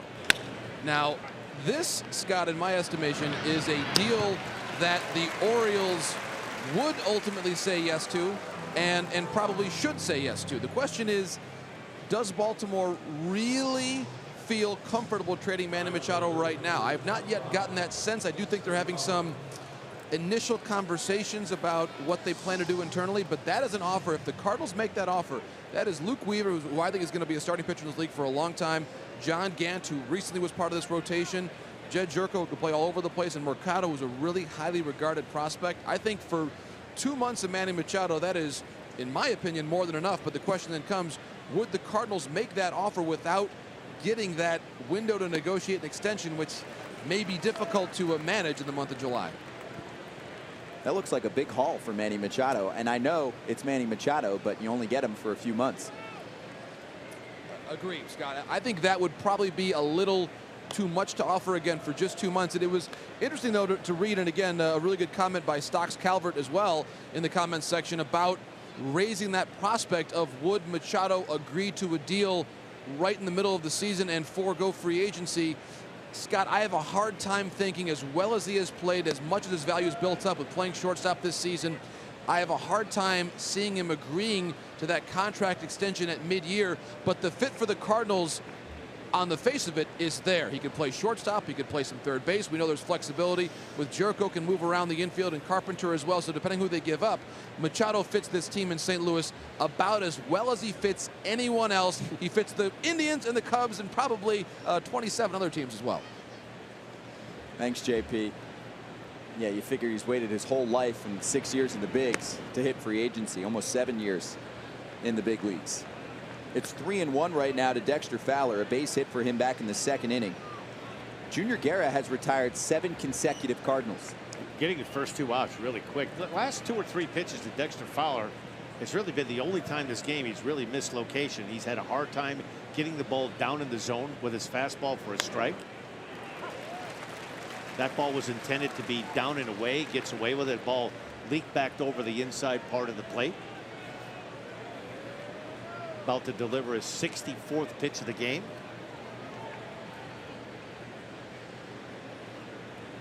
It's 3-2. And he blows 86 by Dexter Fowler, who's a bit behind it. And Junior Guerra has retired 8 in a row.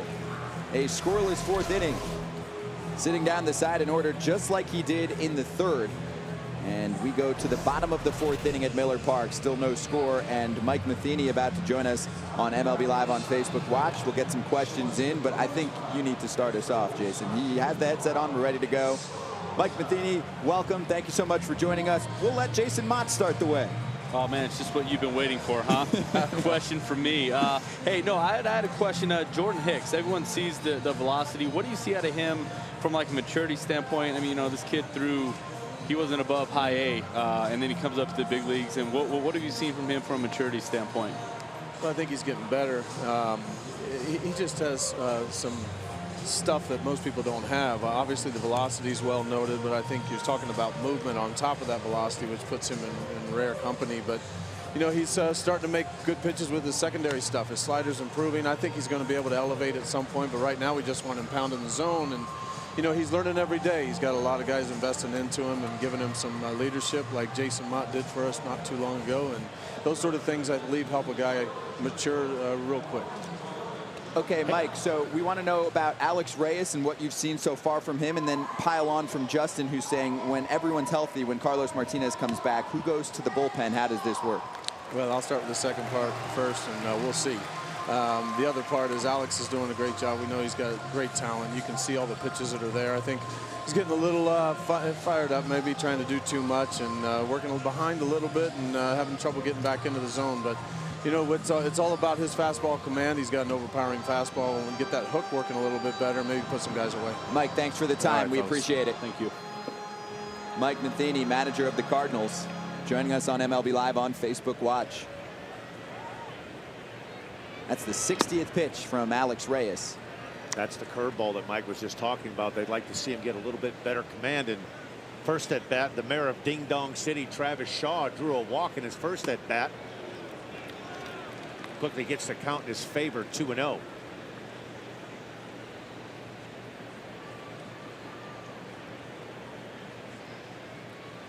Big month of May for Travis Shaw, and he connects to right field.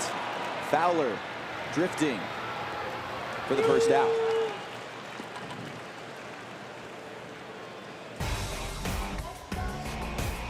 You know, shown here, Reyes has kind of got himself into a little bit of trouble himself, walking guys in and stuff like that. But the Cardinals defense has really done a great job of bailing him out. And that's exactly why, you know, you go out there, you pitch, you have those eight guys behind you. You go out there and, you know, like I said, even if you're doing whatever that day, these guys can come out there and bail you out. And they've done a great job behind him today. And he's trusted them a lot. It's Domingo Santana. It's 0-1. A base hit for him back in the second. 4 batters reached base for Milwaukee in the second inning against Alex Reyes. They could not muster up a run. It's amazing to think, I know we've said this a few times, that Alex Reyes has yet to allow an earned run in 2018. Brew Crew had something going earlier, bases loaded, 1 out. He was able to pitch his way, wiggle his way out of it. Good fastball command, overpowering fastball at times. We've seen the good curveball. There's another good fastball. And it's right into Jerko's glove. Nice little leap. He timed it well. I think one of the things that has been most impressive, there's so many things to like about Alex Reyes, but his delivery, he's under control. And Mike touched on it in between innings, trying to maybe overthrow a little bit. But boy, for a guy that his first start back after Tommy John surgery, loved the delivery. You take a look at him right there, just calm and composed, and not a lot of walking around the mound, tugging at his cap, anxious, nervous. He just seems like he slowed the game down. He's not afraid to pitch inside. You could see why everybody in the Cardinals organization thinks that this guy you're looking at right here is the future of the Cardinals starting pitcher. He's embracing the moment. Upstairs to Jonathan Villar, and also a reminder, Michael Wacha is going to join us after this half inning. So get those questions in the comment section, and we will relay them to Michael Wacha, who was great yesterday. We want to get into the difference that he has shown on the mound this year versus last year. There are some major differences. Michael Wacha putting on a show on the mound for the Cardinals, especially of late. We touched on it earlier. That was his 8th consecutive start of allowing 2 earned runs or less. Here comes Mike Matheny and the training staff to check out Alex Reyes.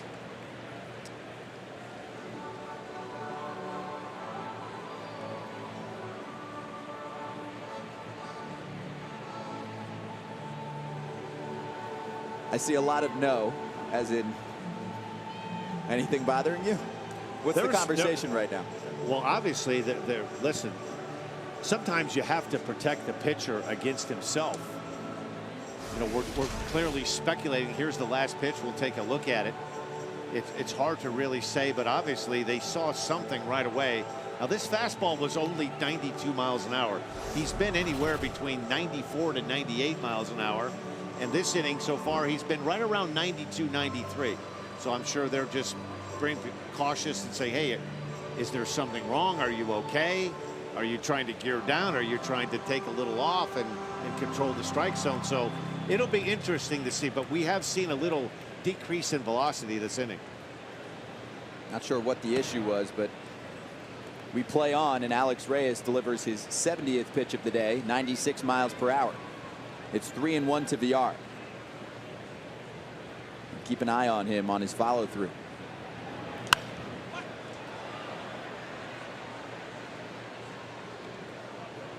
He's had a couple of stressful innings for a guy that really zipped through the minor league system this year, not allowing an earned run. And there's just a different stress and a different tension level at Miller Park than it is pitching down in the minor league. So that could add to it also. He's back up to 96 miles an hour. So whatever was said on the mound, if he was trying to conserve something for later on, he's airing out the tank right now. The pep talk worked, I guess, you know, just. We'll see if it turns into a strikeout. No, VR, center field. Bader heading back. He's one of the best fielders in the big leagues by defensive metrics. Harrison Bader has been fantastic in the outfield this season for the Cardinals. He breaks back, makes the catch, and it's a 1-2-3 fourth inning for Alex Reyes. Michael Wacha is going to join us soon on MLB Live on Facebook Watch, so get those questions in for Wacha. We'll spend some time with him not only between the fourth and the beginning of the fifth, but during the top of the fifth inning. Scott Braun, Dan Plesac, Jason Mott, and JP Morosi downstairs and all over Miller Park as the Cardinals and Brewers finish up their 3-game series that began on Memorial Day. It was a win for Milwaukee, and then yesterday, actually on Wisconsin's 170th birthday as a state, they fall to the Cardinals, and it snaps Milwaukee's 4-game win streak, and that was many thanks to the work done by Michael Wacha. It's a 6-1 St. Louis victory in yesterday's game, and Wacha joining us right now on MLB Live on Facebook Watch. Michael, we appreciate the time. Thanks for hopping on, and tell us about yesterday's start and what went well for you, and also we'll get some comments mixed in and some questions after that. Yeah, no, you know, it was a good start yesterday. It was good to get a win. You know, get back on in that win column, but you know, just able to keep them off balance with a little fastball cutter, mixing in the changeup and curveball as well. But no, I felt like me and Pena got a real nice groove over there, and we're able to keep them off balance and let the defense play behind me. Those guys are making great plays, and the offense showed up in a big way for us. So it was a good win. Hey, Michael, Jason Mott, it's good to talk What's to you, up, man. Motter? How you doing, buddy? How you doing? Hey, you had mentioned something about a cutter. How long have you been throwing that, and what kind of spurred you doing that a little bit differently? Yeah, you know, I came up mainly just fastball changeup kind of guy, and then I kind of learned a curveball as well to mix in there. So I was a 3-pitch guy, and then probably about 2 or 3 years ago, I started learning this cutter. I felt like I just needed a little something that darted away from the righties and you know, coming in on lefties to, you know, counter that changeup going away from them. But no, it's been a good pitch for me, good contact pitch, get some weak contact on it. But no, I've been real happy with the way it's been progressing. No, it looked really good yesterday. And we have a question here from Ben Flatt. He wants to know, Michael Wacha, who is your favorite teammate? Who is my favorite teammate? Yes. Wow, put me on the spot here. It doesn't say current or in the so it's whatever it goes way back. Yeah, way back. No, whoever. Yeah, so I'd have to say past teammate, definitely this guy named Jason Mott. You know, all right, I heard he's a terrible clubhouse guy. Terrible. No, you were a great guy, great teammate. You know, we were lucky to have you there for a while. But no, current teammate. Watch out for foul balls, but no, I mean, we got a great group of guys in this clubhouse. You know, we mesh really well. We have a good time. You know, on and off the field. We just got a good group. I couldn't narrow it down just to one. Michael Wacha with us right now, and Jairo Munoz, 7, 8, and 9 due up for the Cardinals in this inning. So it'll be Kelly and Reyes to follow. Munoz up the middle. It's going to be a tough play for VR, fading away, and he does not have a play. Safe at first with an infield base hit is Munoz. A 2-hit day for him. And the Cardinals have a base runner to begin the 5th. Okay, Michael, let's get back to the questions here. And let's go to Jason asking, what do you think your best strikeout pitch is right now? My best strikeout pitch, I'd have to say the fastball right now, the high heater. I feel like once we set them up with some balls down in the zone, you know, hitting them at the knees, I can get them chasing that one at the chest. You know, it looks good to hit for hitters, but sometimes it's hard to catch up to it. So, you know, I like throwing that one. That's also something I feel like we've seen over the past couple of years. I feel like when you came up, you were a lot down in the zone, You have better angle on balls than a lot of people I've ever seen. But like I said, how have you done stuff differently to be able to get that ball, to have that high fastball be something in play now where you can get it up there and use it as a weapon? Yeah, I mean, you know, I've always been taught, you know, throwing the balls down at the knees. You know, painting down at the knees has always been my game, and working that changeup underneath off of that. But you know, these guys, they're getting really good at hitting that low ball down at the knees, and you know, it's guys are making good contact on it. Jairo Munoz looked safe at second base. A stolen bag for him off of Eric Kratz. Yes, he does. But no, yeah, so, I mean, guys are getting good at hitting that low ball, and so, you know, trying to, you know, mix up their swings with that launch angle swing and try and blow it by them. There's Munoz safe at second. A little swim move there. Is he safe at second? I don't know. Let's see if they're going to look at it. What do you got down there, Walk? What'd you think on that one? Man, I think his little swim move was clean. You know, I don't think he got him. I think all these questions looks like he's safe. Maybe to show. Oh yeah, there he went. A challenge. little swim move right there. No challenge. All right, let's get right back to the question. This one's actually a personal favorite. I like the show Watch What Happens Live. Okay, and yeah. so, and you know, Andy Cohen has a dog. He's a Cardinal super fan. He has a dog named Waka. So Oh, yeah. Tim is asking if you have a dog named Cohen. I've been asked that question before. Right now, I do not have a dog. I don't think I'm ready for one, honestly. But no, I live in an apartment. It's probably tough to have a dog there, and we're always on the road. I probably wouldn't show it the amount of love that it needs. But no, I think it's hilarious that Andy has named his dog after me. I mean, he's a great guy, good friend, and no, I think it's pretty funny and some good stuff. So maybe one day. All right, let's get to Chris. Chris says, who was your favorite pitcher growing up, and who have you modeled your style after? My favorite pitcher growing up, I would have to say I really like watching Kerry Wood and Mark Pryor pitch. You know, the way they attack the zone. I mean, they were big strikeout pitchers, and you know, they were fun to watch the way they attack the hitters. But I wouldn't say I've modeled my game too much after anybody. You know, just watching a big group of other guys, how they, you know, attack the zone, their competitiveness out on the mound. It's kind of what I like to emulate. This is Carson Kelly, and on deck is Greg Garcia, so it looks like the day is done for Alex Reyes, making his 2018 debut. Kelly shows bunt and pulls back. Hanging out at second base is Munoz, and hanging out with us is Michael Waka on MLB Live on Facebook Watch. Here's a good one from Brad. So we have Kelly catching today, but Pena was your catcher yesterday. So Brad says, how impressed are you with how Pena is handling the pitchers with Yadi Molina out? No, I think he's been doing a great job. Both of our catchers have been doing a great job. You know, we've had a lot of injuries, and guys have we need guys to step up, and that's exactly what they've been doing. And so it's been a lot of fun to watch Pena get back there and work, and the way he. There's Kelly handling the bunt and moving Munoz over to third. Yep. Yeah, so, I mean, Pena's been doing a great job. He's swinging it really well. Had a huge homer for us last night. And but, no, I love the way he's working back there for sure.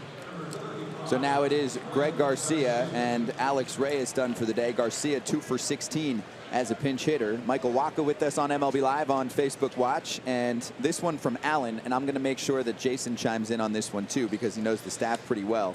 Alan says, who's the best hitting pitcher on the team? Oh, best hitting pitcher on the team. Wait, who did you say submitted this? Alan or Adam? Alan. Oh, okay. You have to watch out with thinking Wainwright? Alan Wainwright. You never know with Wainwright. He may be submitting questions in from home just to see the answers he'll get. That is a very, very true statement there. Not surprised it wasn't him, but best hitting pitcher on the staff. I know Miles puts on a heck of a BP, but I don't know about his swing in the game. Weaver's a pretty decent hitter, I got to say. He's a good contact hitter. A lot of line drives, hits the gaps every now and then, but no, he's got some speed. So no, it's we like to take a lot of pride in, you know, our hitters pitching with getting the job done, getting the bunts down, and moving runners over whenever needed to. Where would you rank yourself out of the staff right now? Hitting? On this staff right now? Yes. I'm saying I'm 2-hole. Two-hole? Okay. Yeah. All right. I'm batting the 2-hole. Okay. So. Jairo Munoz at third. Michael Waka with us here in the top of the 5th. A threat for the Cardinals to break the ice. No score here in the 5th. It's 0-2 to the pinch hitter, Greg Garcia. And now 1-2. Is there some damage being done in the dugout right now while you're hanging with us, Michael? Oh, yeah. I've gotten, I think, a whole bag of seeds poured on me, a couple water bombs over here. Pants are soaked, so. We have video evidence of Miles Michaelis and Marcel Ozuna causing trouble. Throw them underneath the bus. I'll get them back there for sure. It is. Oh, yeah. I see them now. Hey. Yep, both. Nice toss. Almost in the mouth. Here's from Eric in the comment section. Did you play another sport in high school or in college? So yeah, in high school I was basketball and baseball player throughout my senior year, and then in college I was just baseball only. Never got any scholarship offers for basketball or anything, but no, I really enjoyed playing basketball. We had a really good team throughout high school, but it was I really enjoyed it, that's for sure. Infield in, the 1-2, and now 2-2. Okay, this one from Dave. What do you think about Reyes? So what do you think of his performance today and just overall, just seeing what he is bringing to the table? And then also he said, with so many weapons you have in your pitching staff, it's a good problem to have, but you have too many good pitchers for 5 spots.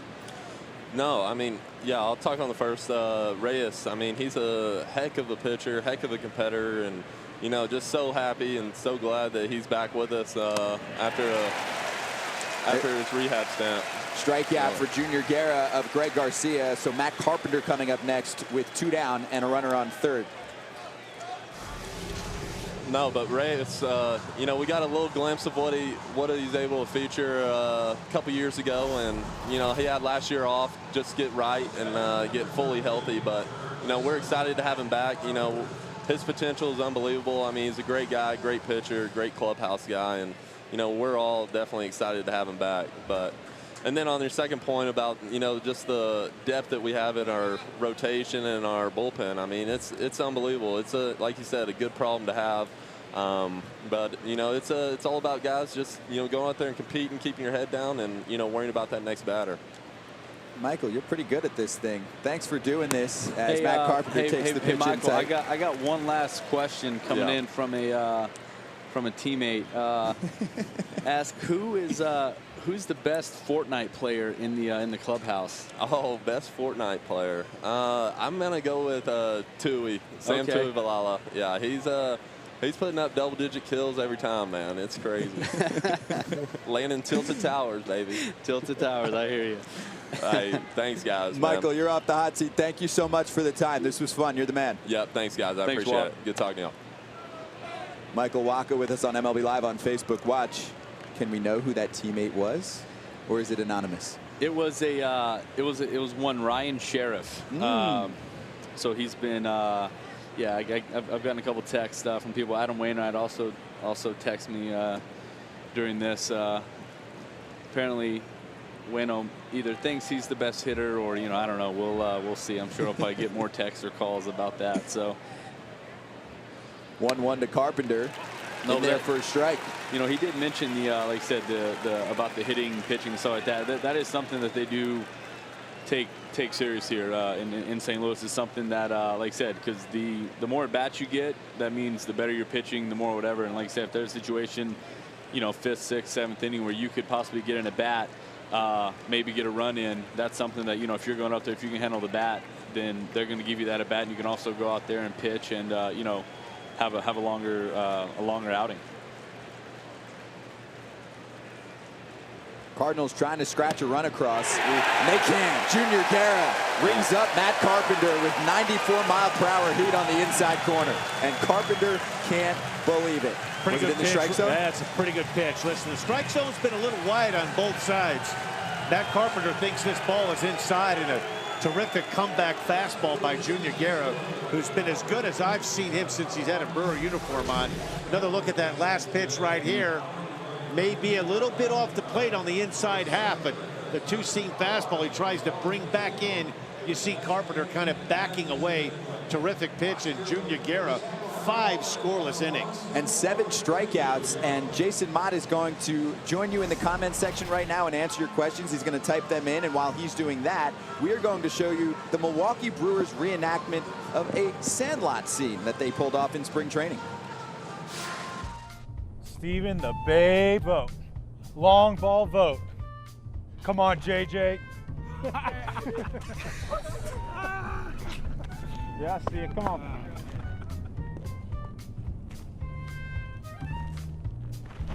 Whoa. You call that pitching? This is baseball, not tennis. There's something I can hit. All right, vote. This is my heater. I dare you to hit it. You'll be sorry. You want the heater? I'll give you the heater. Give him a basketball. Maybe then he'll hit it. Yeah! That's how you do it. Vote, you idiot. Now we can't play no more. Hit me with the heater. Blow it outside. Looks like I like it. Stupid idiot. Stupid idiot. Wait a sec. I'll get it. Called shot by the Babe. No! They went all out in spring training to put that together. Very impressive. And the conclusion of that video coming up later. We will show the second portion. And also right now, if you have a question for former Cardinals pitcher Jason Mott, 6 of his 9 seasons with St. Louis, ask them right now, and he is sitting at a computer typing out answers to you. So anything you ever wanted to know about Jason Mott. Also, poll results, greatest baseball movie of all time. Get involved. 30% of you say Major League, 28% Field of Dreams. Sandlot is in 3rd place with 25%. The Natural, Bull Durham, and other also options for you. And this is actually the 25th anniversary of the Sandlot, and MLB is celebrating it all season long. So we have seen Sandlot celebrations in ballparks all across the country and up in Canada too, and we will continue to see that at MLB stadiums throughout the year. You were laughing when you saw what they just put together. That was really good acting. It is. You know what? It's a different side that we see of players today, as we touched on earlier with social media, Facebook especially, teams putting things out there, and I think it's a great way for the fan base, the younger fan base, to see a different side of the player than the one that you see when you're sitting in the stands looking at a guy in a uniform. What they dress like, what they look like off the field, and it's fun to see the other side of the players. This is John Gant on the mound for the Cardinals. Alex Reyes in his 2018 debut. We had not seen Reyes since 2016. Reyes goes 4 scoreless innings, and now the 25-year-old right-hander has a 4.76 ERA in 6 appearances, and that's on the ground. Nice diving stop by Colton Wong, or make that Jed Jerko looking like Colton Wong, who's one of the better defenders at second base in baseball, and Jerko made it got it done smoothly. Terrific play right there by Jerko. Ball. This one looked like it was in the hole, headed for a base hit. He's shading a little bit towards the first base side, gets up, and he makes a really strong throw from his wallet in a terrific play. It'll be interesting to find out if we'll be able to find out sometime during the game. 4 innings. I'm sure that Mike Matheny and Mike Maddox envisioned a little bit more length out of Alex Reyes. There was a meeting in the 4th inning. His velocity seemed to come down a little bit. He was 96 to 98 miles an hour, and then dipped down to 92, 93. Had a meeting on the mound with the training staff. Made it through the 4th inning. It'll be interesting to see if they're physically, if everything is okay with Alex Reyes.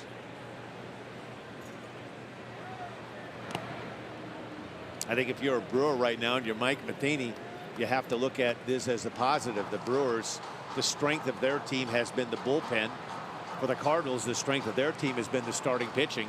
And one of the things Greg Counsell and the Brewers have tried to do is to get into the underbelly of what is usually a problem for most teams, and that's the bullpen. So the Cardinals right now are going to have to cover at least 5 innings to try to win this game.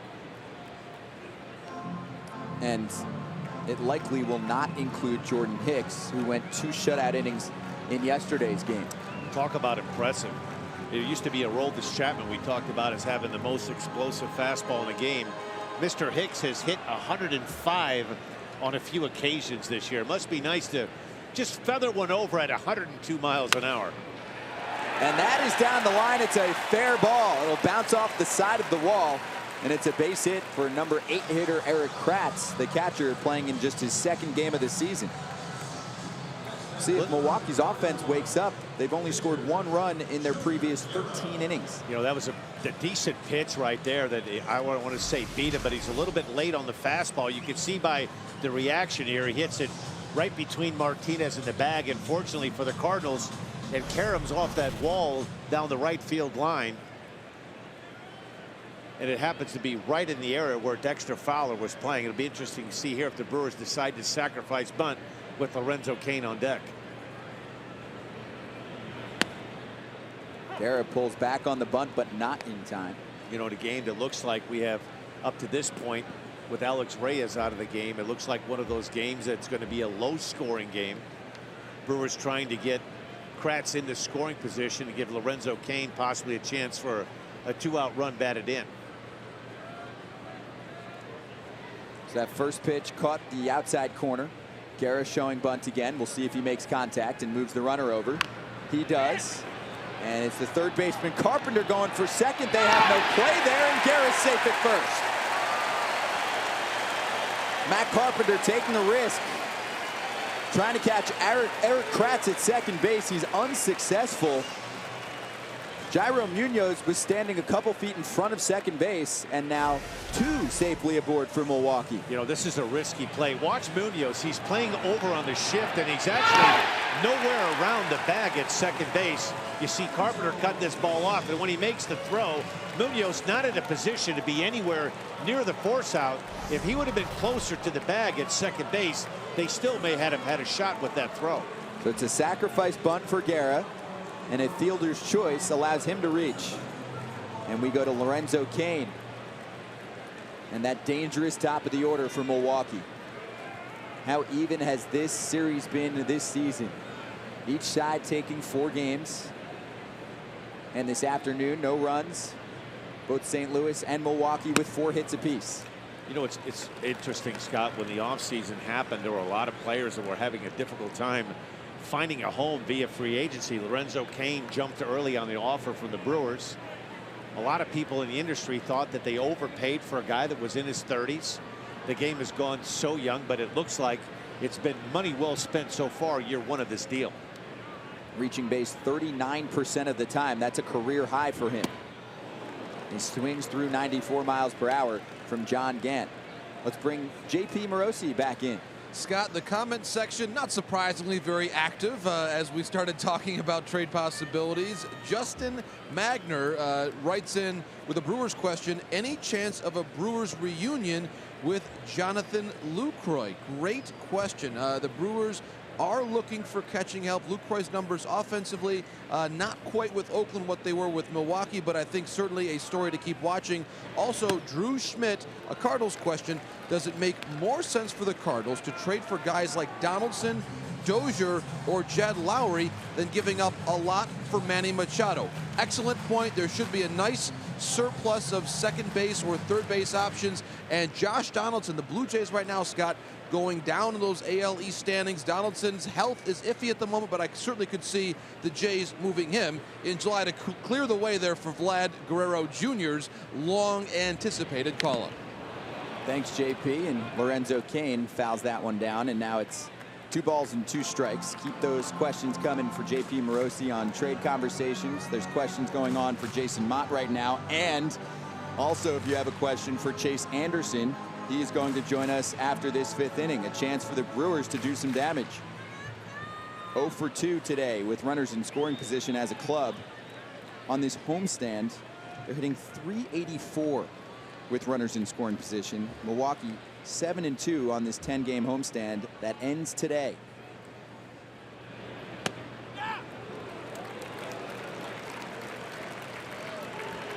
And the count runs full to Lorenzo Cain. It'll be interesting if Craig Counsell decides to put the runners in motion. Cain, a pretty good contact guy. You've got two guys on base that aren't relatively fast runners. If you feel that Lorenzo Cain can put the ball in play, you may elect to try to start the runners here to stay out of the double play. Kratz at second. Guerra at first.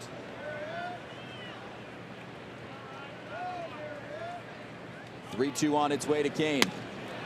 And that misses outside. Ball 4, bases loaded with just one down in the 5th. You know, you don't like to look at it this way as Mike Maddox taking a look at it. I think as a Brewer team, you go into this inning, you see Alex Reyes out of the game.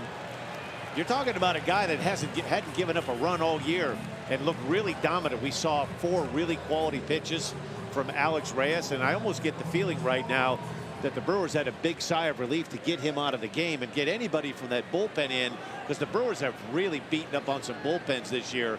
You'd have to think at this point of the game right now that the pendulum is swinging way into the favor of the Brewers. It's like a story of two different teams, Scott. You look at the Cardinals might have as strong a starting rotation 1 through 5 in the National League. The Brewers bullpen along with their offense is the strength. So you kind of have polar opposites. One team that their starting pitching is near the top in the Cardinals, and a team that has struggled with their starting pitching, and they've gotten a great performance so far from Junior Guerra. And a ton of injuries for the St. Louis Cardinals. There's a disabled list that has some names on it for Milwaukee, but St. Louis right now has Carlos Martinez, Yadi Molina, Dominic Leone, who just was placed on the 60-day disabled list today. Luke Gregerson, Adam Wainwright is missing. Greg Holland has not found it since signing with the team, an ERA close to 9.5. Matt Bowman led the team in appearances last year. He has a finger issue and one more bat. Paul DeYoung hit by pitch, broken left hand. He's going to be out for a while. And this is just what the doctor ordered if you're a fan of the Brew Crew right now. Bases loaded, nobody out, and in my opinion, the best hitter on their team, and Christian Yelich, off to a great start, hitting .307 on the year, 6 home runs. He's been what the Brew Crew thought he was going to be when they acquired him this winter. A .297 career hitter with the bases loaded. No career grand slams.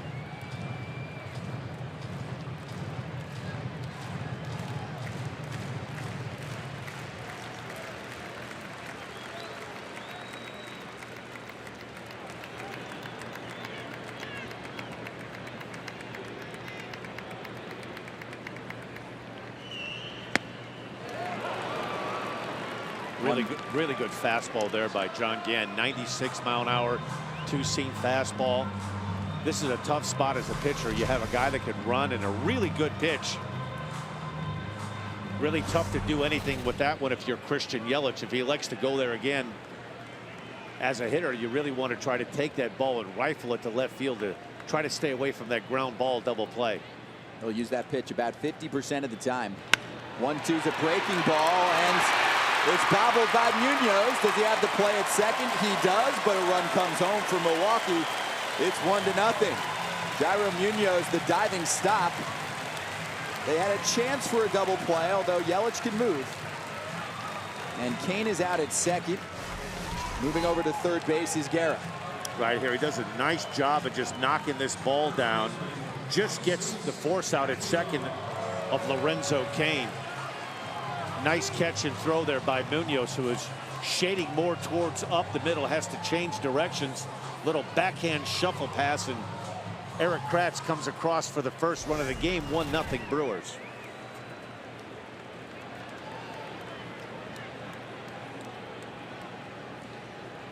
And Milwaukee has the best record in the National League when they score first. 29-5.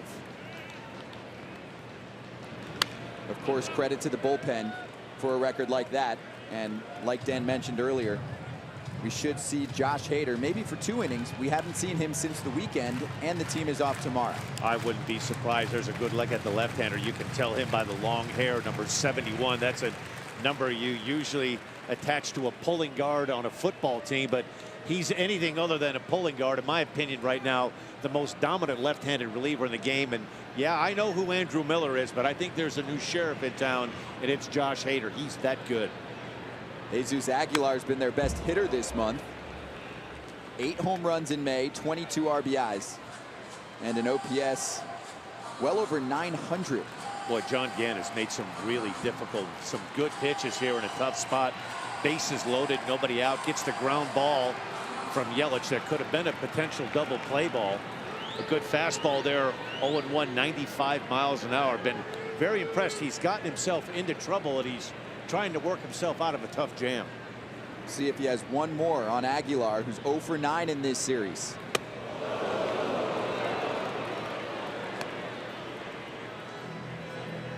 Seeing that more and more in the game of baseball. And earlier in our conversation with Michael Walker, it's been a difference maker. You see it more and more where hitters are good down low fastball hitters.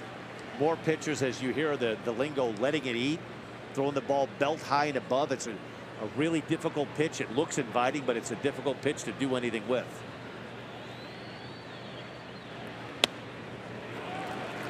Two balls and 2 strikes. We often hear about the phrasing of sequencing, and there's a good idea of the sequencing. To pitch prior to that, up and away, up and in, fastball, backed up with a slow overhand spiked curveball.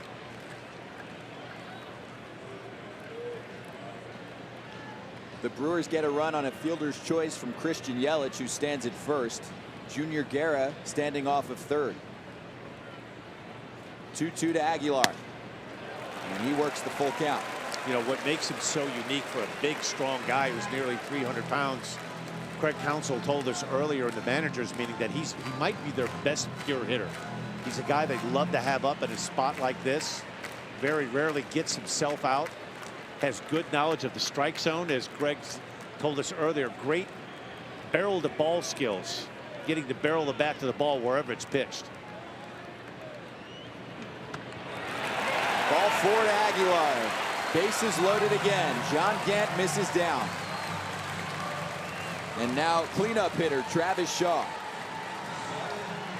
We're kind of seeing right now why the Brewers are in first place. This lineup, it's one after another. When they start an inning with the bottom third of the order, when Kratz gets things going and Guerra gets on base, you see how difficult it is when you have Lorenzo Cain and Yelich and Aguilar, and now the mayor of Ding Dong City, Travis Shaw, with the bases loaded, 1 out. A hit right here could bust this one right open for the beer makers. Shaw's batting average with the bases loaded in his career is .318. He's 0 for 4 in these spots this season. Gant going off speed. This is actually the first relief appearance for John Gant since May 13 in San Diego. Last time on the mound was the 25th. That was the start for him against Pittsburgh over the weekend, when 5 1/3 gave up 3 earned runs. So back and forth he has gone. A swingman for the Cardinals in the organization.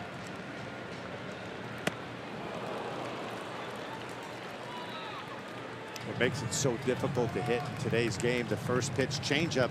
There was a time and a place where a lot of pitching coaches in baseball, here's a look at that last pitch, two-seam sailing fastball at 95, where it wasn't a good idea to throw a first pitch changeup. The old thinking was, what are you changing off of, right? So you're going to throw a good changeup at 85, where a hitter has yet to gauge the velocity and the speed of your fastball. So he's gone soft and then hard, changeup and then 95.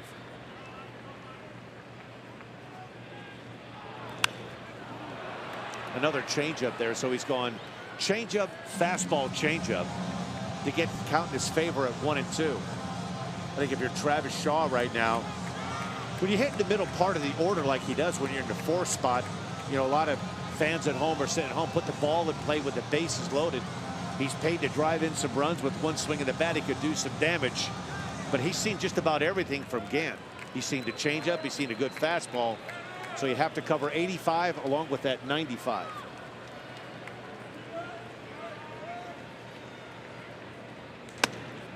what makes it a little bit more difficult this time of the day. You can see the shadows starting to creep across Miller Field.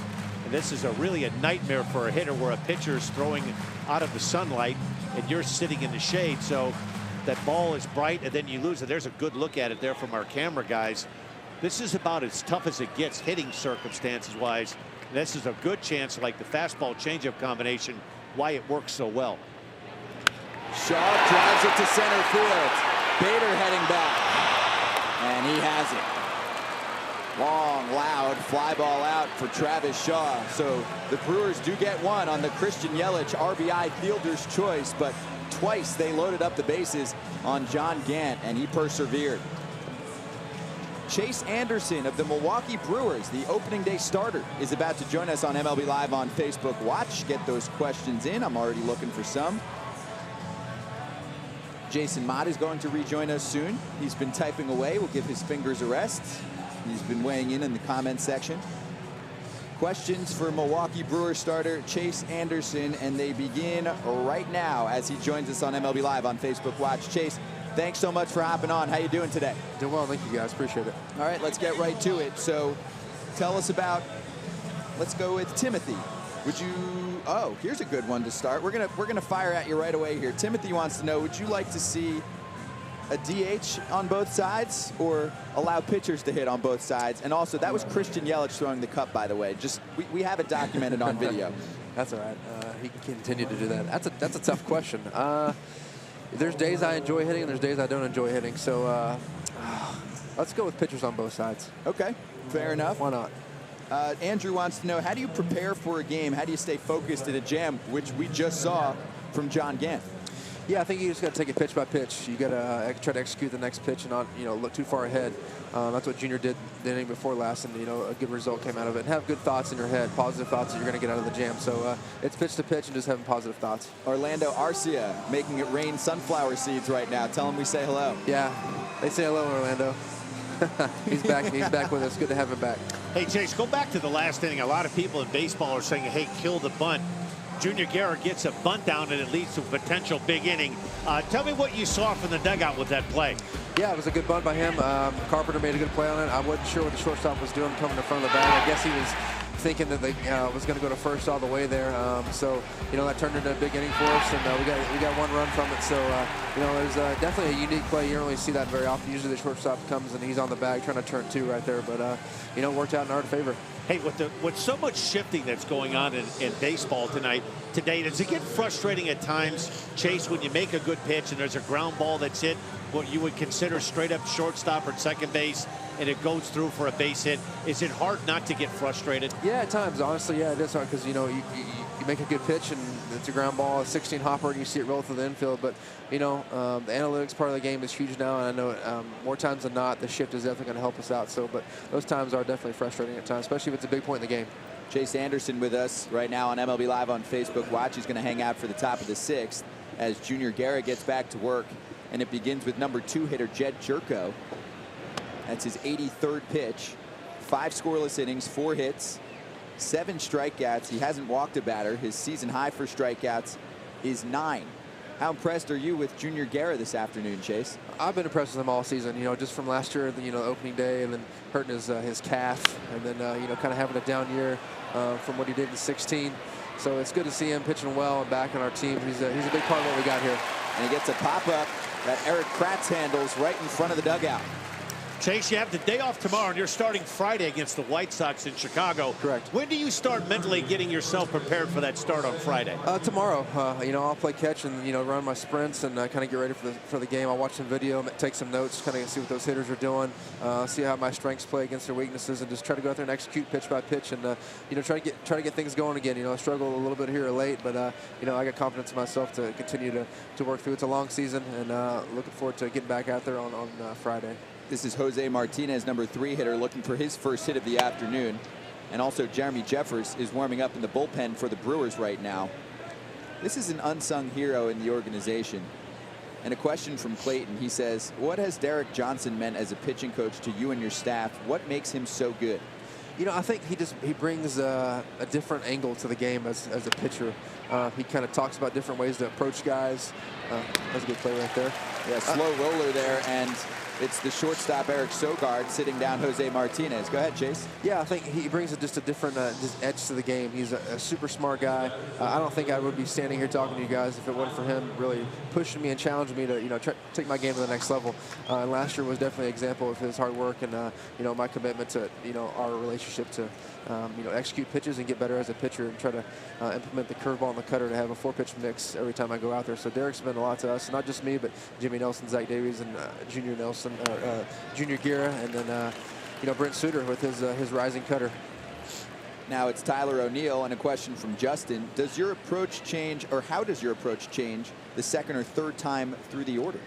I think you have to just kind of see what you did to get the guys out the first few times and try not to get in a pattern and mix your pitches well. Maybe pitch backwards a little bit and just still understand that you got to execute pitches. Guys have seen you a couple times through the lineup, and it's really just try to, like I said, mix your pitches, change the spots up where you're going to lead off a guy, and just continuing to keep the ball where you want it. 0-2 to O'Neill. And I think we might get a Josh Hader appearance in this game. It's lining up that way. So Eric Hart on Facebook asking, how impressed have you been with Josh Hader? I don't think words can describe how impressed we've been as a team to see and watch him pitch. It's always exciting, him going into the game. He just has that mentality. I'm going right at you. And you look at his numbers this year, they're historically amazing. And I think he's going to continue to do what he's doing. Josh Hader's awesome. And so are you, Chase. Thank you so much for the time. It was great talking to you. Thank you very much. Thanks, Scott. Thanks, Dan. Chase Anderson joining us on MLB Live on Facebook Watch. And that's nice quick work from Junior Guerra. Gets the pop out in foul territory from Jerko, and then 2 ground ball outs. And we move on to the last of the 6th inning at Miller Park. Scott Braun, Dan Plesac, and Jason Mott. And the sausage race is on. This is the beauty of not taking a break on Facebook Watch. We get to watch these 4 go at it, and this is always fun. I think, Dan, you should take it away for this one. This is it, the sausage race. Listen, if you're going to come to a game in Milwaukee, this is what it is. In St. Louis, they have the Clydesdales, but here we have the 4 of 5 sausages. I'm not really up on who's winning the race so far this year, but you have to really be careful in one of those outfits right there, from guys on the on-deck circle accidentally sticking a foot out. You have the hot dog, the Italian sausage, the chorizo, the bratwurst. Yeah, it's a fast track this afternoon, day game. So usually this is very much a speed favoring track. So usually who's out on the lead at the quarter pole usually hangs on. And right now it's number 3 bringing home the mail. 1/6 of a mile to go. It's number 3. Who do you have, Jason? Where's the wire? I usually pick Chorizo, but he's way in the back. Chorizo is way back. Yes, it's a speed favoring track here at Miller Park. The Italian sausage takes it. Under 20 seconds. That's getting it right there. Salute the Italian sausage. I'd be so out of breath if I had to run that far right now. Dan, they might have you broadcast the sausage race every day. No, they won't. No. And if they ever ask me to go into one of those things, forget about it. It's hot in there. Boy, how about Junior Guerra so far? How about this line? 6 innings, 4 hits, no runs, no walks, 7 punch-outs. Outstanding performance for him. It's turning into an outstanding season. And another inning from John Gant. He's working against Domingo Santana. Base hit back in the 2nd. Lined out to 2nd in the 4th. Santana, Villar, and Sogard here in the Brewers half of the 6th. Scott Braun, Dan Plesac, Jason Mott, JP Morosi with us, and all of you watching globally on MLB Live on Facebook Watch. Hey, Dan, in all your time here, have you had a chance to go down Bernie's slide out there? No, I actually have a fear of heights. So that's something I probably wouldn't do. Now, with that said, I guess I would try it now. I would never have done that in my playing days because I would probably be too afraid, Jason, that the landing wouldn't be all that well for me. And there would be nothing worse than to go on the disabled list from going down the slide. So this slide wasn't here when I pitched at Old County Stadium. I did pitch towards the end of my career with the Phillies for 2 years. I've never, let's put it this way, I would love to sit on top of the carriage with the Clydesdales, but I have no interest going in Bernie's dugout. None. Yeah, I have a, I'm with you. I have a little bit of fear of heights. I'm glad this booth is a little bit lower. But yeah, I don't know if I could. I've known people that have came here, went down the slide. They've walked on all the catwalks and stuff like that. I'm like, that's definitely not anything that I plan on doing anytime soon. You know what's amazing? I talk to people all the time, and they ask me about ballparks. What are the nice ballparks? I think two that jump out are Sleeping Giants. This one and PNC in Pittsburgh. Yes. Two ballparks that, if you're looking for something to do as a fan and you're trying to knock some ballparks off your list, Miller Ballpark, Miller Park here, and PNC in Pittsburgh, you should cross off your list. John Gant climbs the ladder and fools Domingo Santana. We're seeing it more and more up in the strike zone. Four-seam fastball elevation, down early, up late. Now Jonathan Villar hit into a double play in the second. Fly ball out to center field in the fourth.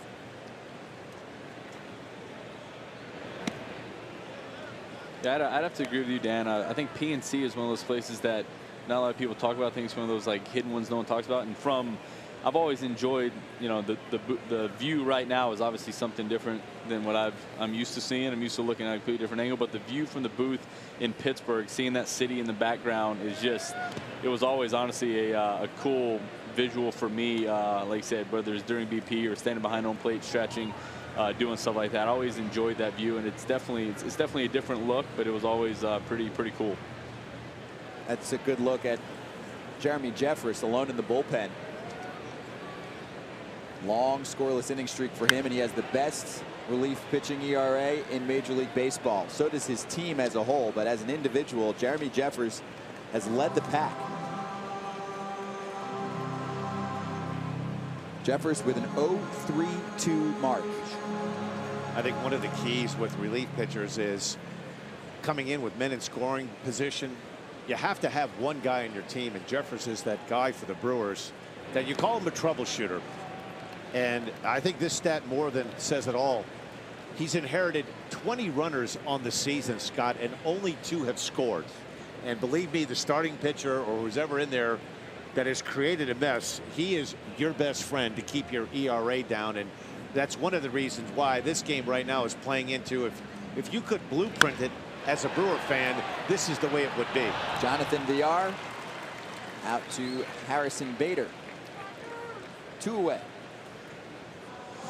And I think that's something that relievers take a lot of pride in. You know, I mean, no matter who it is, when they come in, you don't want to let up your own runs, but you definitely, you know, not that it makes you feel worse, but you feel bad coming in there letting up someone else's run. So, like, I think a lot of relievers take pride in that. You come in, 2 guys on, 1 out, you get a punch out and a pop out. You know, that's just as good as you going out there, you know, getting a 1-2-3 inning yourself. So a lot of guys take pride in that. So he's definitely doing a remarkable job at that this year. It's amazing how the game has changed, Scott, because you go back maybe even 3 or 4 years ago, and if you ask the casual fan about the bullpen, you could come up with Mariano Rivera and Trevor Hoffman and Knebel, and now we're talking about Andrew Miller, we're talking about Josh Hader, we're talking about Dellin Betances, and as we've seen the last 2 winters, the free agent market, the setup relievers, the go-to guys, the high leverage guys, they're coming off the board early. So it's not just associated with the 9th inning that you're going to get paid. If you can get out somewhere from the 6th through the 8th inning, there's a big market, and every team in baseball, and the Brewers are living proof. They've gotten very little mileage out of their rotation. Their bullpen has been fabulous. They're scoring runs, and it's added up to them being in first place by 3.5 games as we near June. Scott and Kelly takes off the mask. That'll go into row 4. You know, we were talking to Craig Counsell earlier, Scott, and we were talking about would we see Josh Hader this afternoon, and he said more than likely. The Brewers are off tomorrow. They play Friday in Chicago. They have a 3-game set against the White Sox, and they don't like him to go more than 3 or 4 days without getting any action. So somehow, some way, we should see Hader. I would assume we'll see Jeffress in the 7th, Hader in the 8th, and then hand the ball to Knebel, that relay that they like to run 7, 8, 9 to close things out. 2-2. Did Sogard go around? He did not. It's 3-2. They're about to enter the gauntlet. They're somewhat in it right now. If you include this series, they're in a stretch of 21 of 24 against contending teams. They'll play 3 in Chicago, then 2 in Cleveland, 3 at Philadelphia. And it keeps running all the way until June 26th against Kansas City. Finally, they'll have a softer stretch of their schedule as Eric Sogard gets a free pass. Hey, JP, any more fantasy trade talk for us? Oh, yes, Scott, my friend, lots of trade talk going on. One question on the Brewers, would Tyson Ross be a possible trade target for Milwaukee? Excellent point. I look at Tyson Ross, Jay Happ, Francisco Liriano, some one-year trade possibilities, all very strong for the Brewers. Also, a Cardinals question from Frankie Stabs asking, what if the Cardinals could get Adrian Beltre for next to nothing? Interesting. I do believe, Scott, the Rangers, with all the loyalty Beltre has shown them, if he wants to chase that one elusive World Series ring in what could be his final season, would be a great spot for Beltre to do it there in St. Louis, the team that beat him in Game 7 of the World Series back in 2011 with, I believe, Jason Mott throwing the last pitch of that particular baseball game. That is correct. He may have, I think he did that. You're right. Sounds right. Hot shot. And it's past third. Eric Kratz is in business with a base hit. Sogard moves to second, and Ryan Braun is about to step up as a pinch hitter.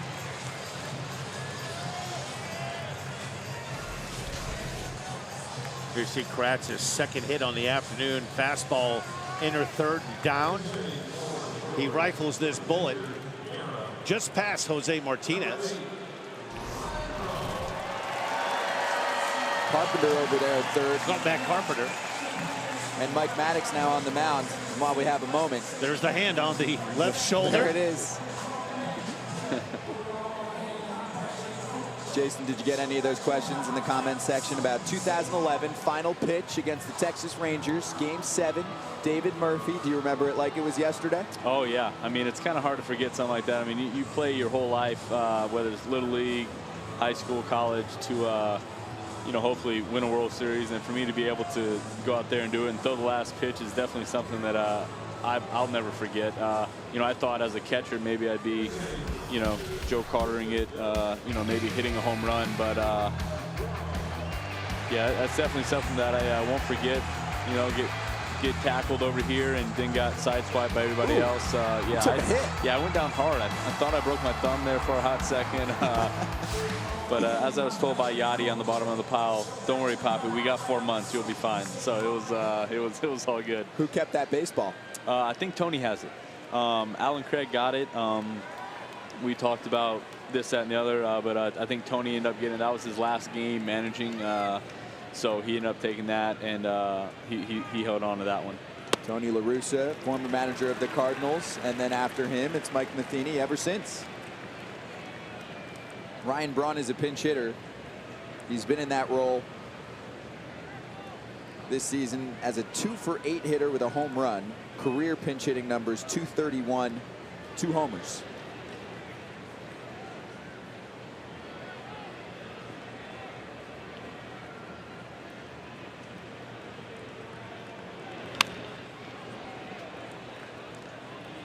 We talked earlier, we've talked most of the day about how the Brewers and why are they in first place. It's nice when you have a guy on the bench, a guy like Ryan Braun, one of the best players to put on a uniform. You take a look, you think about all the great players that have played for the Brewers, 2 Hall of Famers, and Robin Yount and Paul Molitor come to mind. Up until some injuries have kind of slowed him down the last couple of years, he was on pace to just about shatter every record offensively that was held by the Brewers. Many thumb issues for Ryan Braun.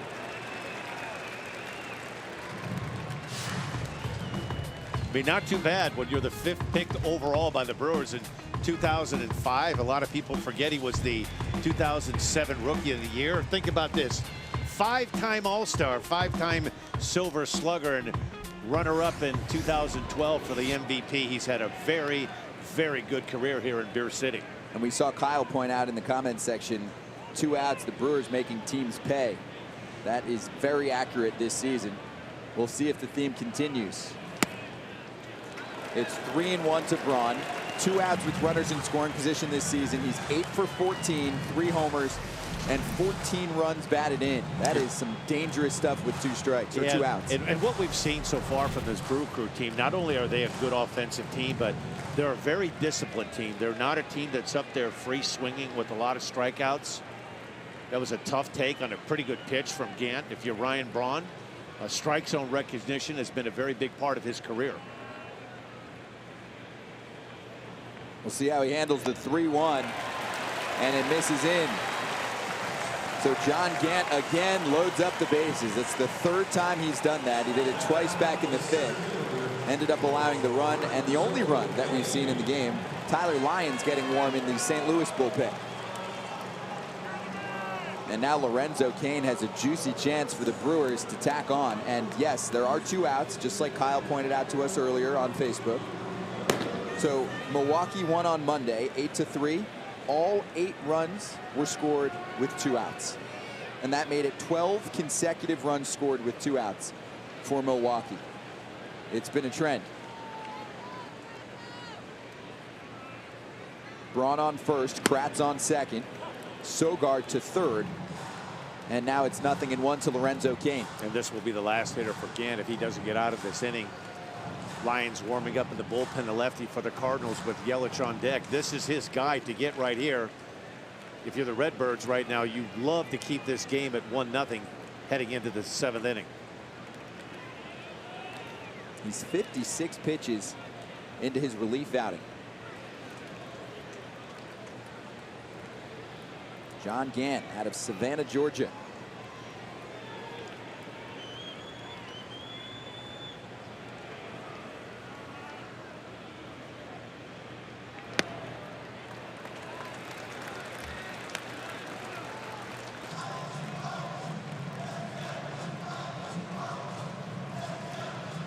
You know, back to what you were saying, you know, teams that go out there and they score those 2-out runs, those are just daggers.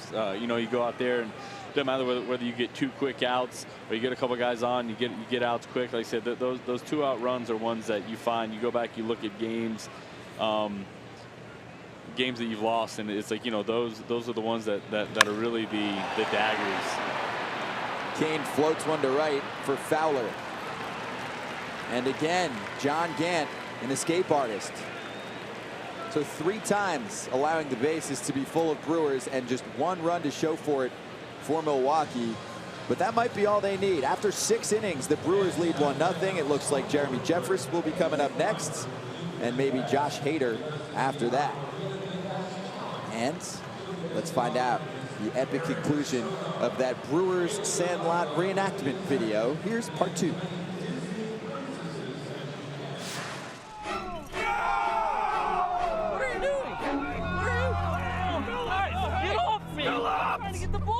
Yourself killed, man. Jeez. Holy crap, you could have been killed. Yeah, truly, what are you doing? You guys were leaving, so I just thought I'd hop the fence. You were thinking, you wouldn't have thought that. You can't go back there. Then how do we get the ball back? We don't. It's history. It's history. Kiss it goodbye. Kiss it. Shut up, Chase. It's gone, man. It's gone. Game's over, man. We'll just get another ball tomorrow. We'll never see it again. Why not? The Bees. Phillips, listen to me. Go to that fence real slow and be quiet. But I think... No. Just go. But I saw something. What's back there? Just go. Just go. Be quiet.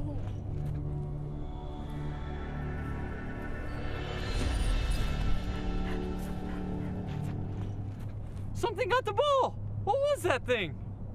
Camp out.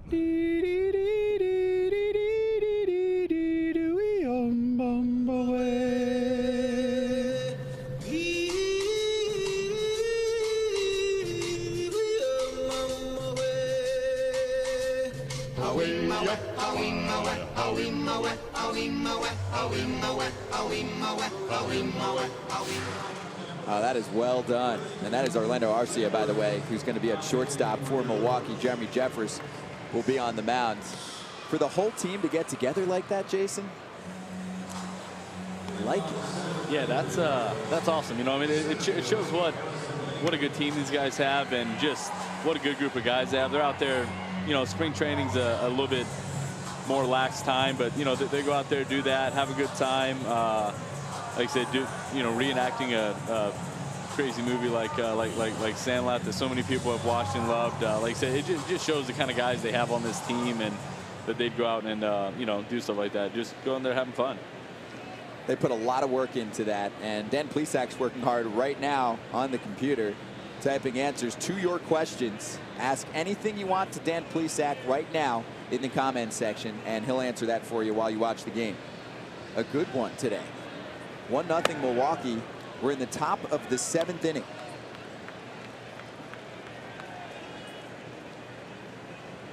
It's Jeremy Jeffers replacing Junior Guerra.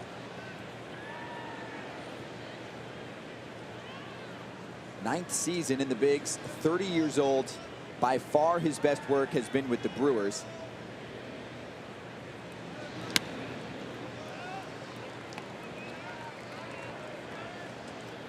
So he entered this season with a 2.56 ERA as a member of Milwaukee.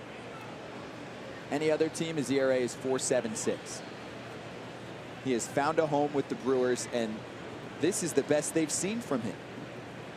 An 0.32 ERA is best in baseball, and that is a loud fly ball to center field. Lorenzo Cain chasing it, and it's gone! Harrison Bader muscles up and ties the game at 1.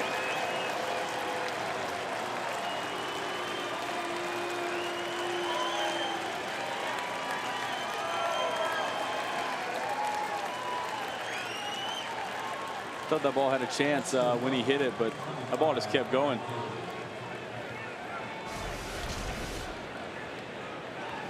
Cardinals down there doing the Congo line. A long scoreless inning streak from Jeremy Jeffers comes to a close. It's the first run he's allowed in 23 games. Last time he was touched up was April 6th. He had the longest streak in baseball, and that's also hit hard by Dexter Fowler, and it gets past VR in short right field. Harrison Bader connecting for the home run. His second of the series.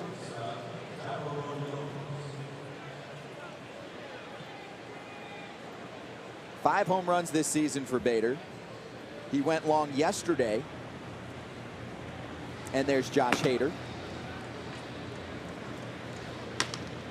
Doesn't appear we're going to see the Hader-Bader matchup that we were looking for earlier there, Scott. Well, we could get multiple innings from Josh. That's a good point. That's a good point. Maybe the 8th, the 9th, and maybe more. We're locked up at 1. Harrison Bader is a burst of energy for the St. Louis Cardinals. Elite defense and clutch hitting. Jairo Munoz, a 2-for-2 day.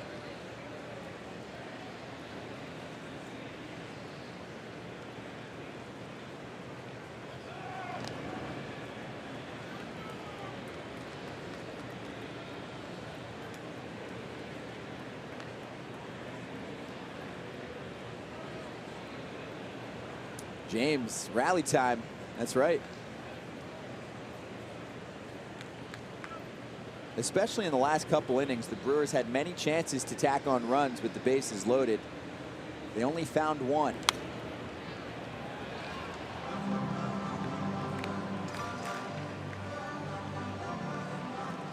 This is Munoz, acquired in the offseason in the Stephen Piscotty deal with the Oakland A's. His first career home run came in this series on Memorial Day.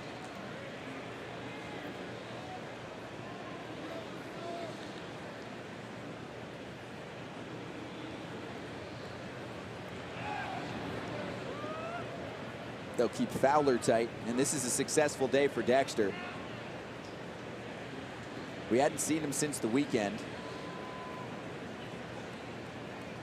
Also, it's been a struggle for him at the plate. He's 2 for 3.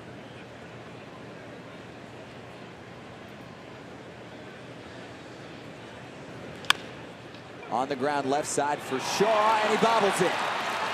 No play. So Jairo Munoz reaches on the E5. You know, we were talking about Dexter a little bit earlier. He comes into today, he gets 2 hits. You know, every time I see his picture up there on the thing, he's always smiling. That's kind of the person Dexter is. It doesn't matter whether he's going good, going bad. He's going to go up there. He's going to have a good attitude about things. He's going to be, his personality is going to come out. And like I said, he's a good ball player. He knows that these droughts happen. So he goes out there with the same mindset of, you know, smile, I'm going to go have fun, you know, keep it light. And, you know, like I said, whether he's out of it or not, you know, goes out today, has 2 hits. Like I said, keeps the rally going, keep everything going right now after the Bader home run. But like I said, it's one of those things. He goes out there always with a smile on his face, regardless of how that day's going. This is Carson Kelly, and Colton Wong is waiting on deck. Yeah, Dexter Fowler, I passed by him in the clubhouse this morning.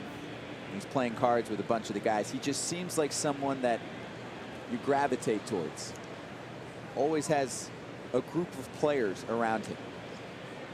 Yeah, no doubt. You know, like I said, it's just his personality. He's very, like I say, he's always got a smile on his face. He's happy. He's a happy-go-lucky guy. You know, like I said, he definitely does. Like, people definitely gravitate towards him because of his personality and the way he goes about doing things. And like I said, regardless of what's going on the baseball field, whether he's, you know, batting 500 or batting, you know, $150, you know, he's going to go out there. He's going to be the same person day in and day out, which is the guy you want. You don't want the guy that's batting 500 strutting around and the guy that's hitting, you know, 100 with his, you know, head down. Oh man, poor me. You know, you want that same guy day in and day out, and Dexter Fowler is that guy.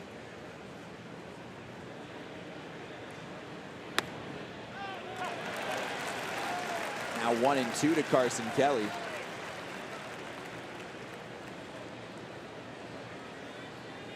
This inning began with a Harrison Bader home run, his 5th of the season, to knot up the score at 1.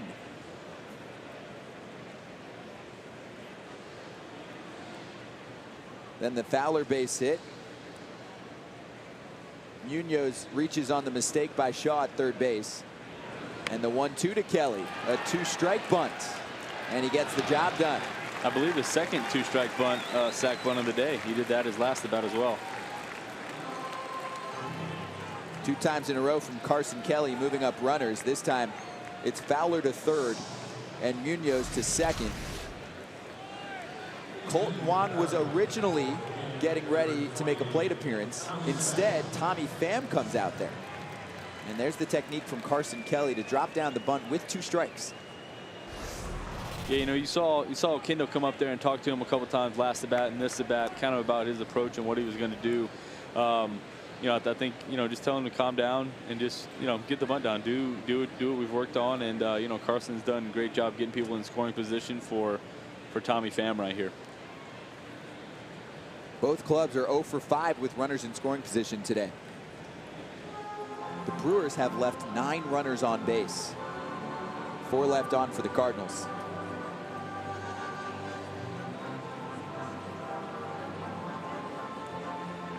Tommy Pham doesn't get the start today, but he has the chance to contribute the key hit.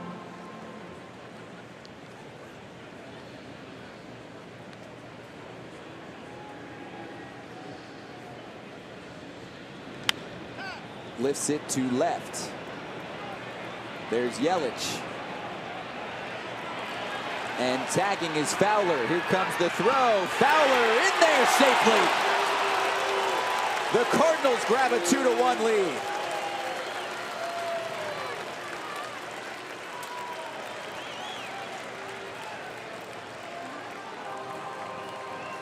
Dexter Fowler wins the race over Christian Yelich. Here's the catch with some momentum. And no question, he is in there with the left hand. Yeah, I wasn't sure if that was going to be deep enough, but, you know, Fowler went out there, got a good jump. Nice slide. Wasn't a bad throw. Just, you know, Dexter beat him. So we're able to, Tommy Pham, like you said, didn't get the start today, but was able to go out there and, you know, have a productive at bat and give his team the lead. A free pass for Matt Carpenter. They call for the intentional walk, so Carpenter on first. Munoz is still at second. And it's Jed Jerko looking for his first hit.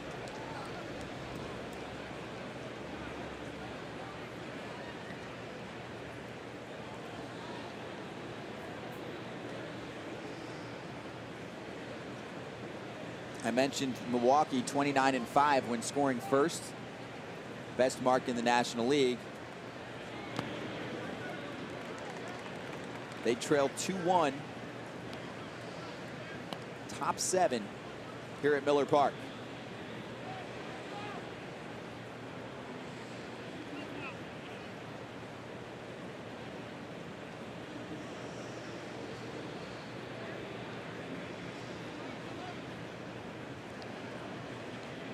Jeremy Jeffress worked a scoreless inning on Sunday. I'll check over to second. Munoz is back to the bag. Hadn't been scored upon since April 6th. There's Joyce. Fowler is too fast for that Yelich throw. Yeah. You know, that's a crazy stretch. You know, like I said, hadn't been scored upon since April 6th. I mean, that's going out there and doing it. You know, from his standpoint, obviously this isn't going the way that he had wanted it to go. But like I said, it'd be nice to go out there and be scoreless the whole rest of the season and the rest of your career. That'd be awesome. But you know, it's just one of those things. You hope these things don't come in situations like this when it is a close game, when you could possibly, you know, cause your team to lose. Like I said, you're always going out there every single time trying to go out there and put zeros up. And do stuff like that. But like I said, this is something that, like I said, we haven't seen from Jeffries all season. So he's got to go out there. He's going to go out there and he's got to keep battling right now. It's a 3-1 count, 2 outs. He's got to get, you know, one more out, and then, you know, at least still give his offense, which is a pretty good offense, a chance to come back and do some work of their own.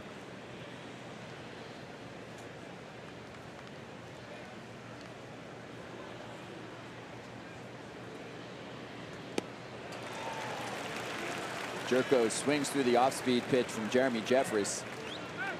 That's been the key to his season, refining his pitches. Is that the split finger? Yeah, it definitely wasn't the fastball that Jerko, I think, was looking for there on that 3-1 pitch. He added the split finger changeup this season, and it's been a money pitch for him. Runners moving, that's a called strike 3. So Jeremy Jeffress allows the Harrison Bader solo home run. What an impressive at-bat from Bader. Team being held scoreless up until this. Goes the opposite way. And ties the game at 1. Then a base hit from Dexter Fowler. Jairo Munoz reached on an error.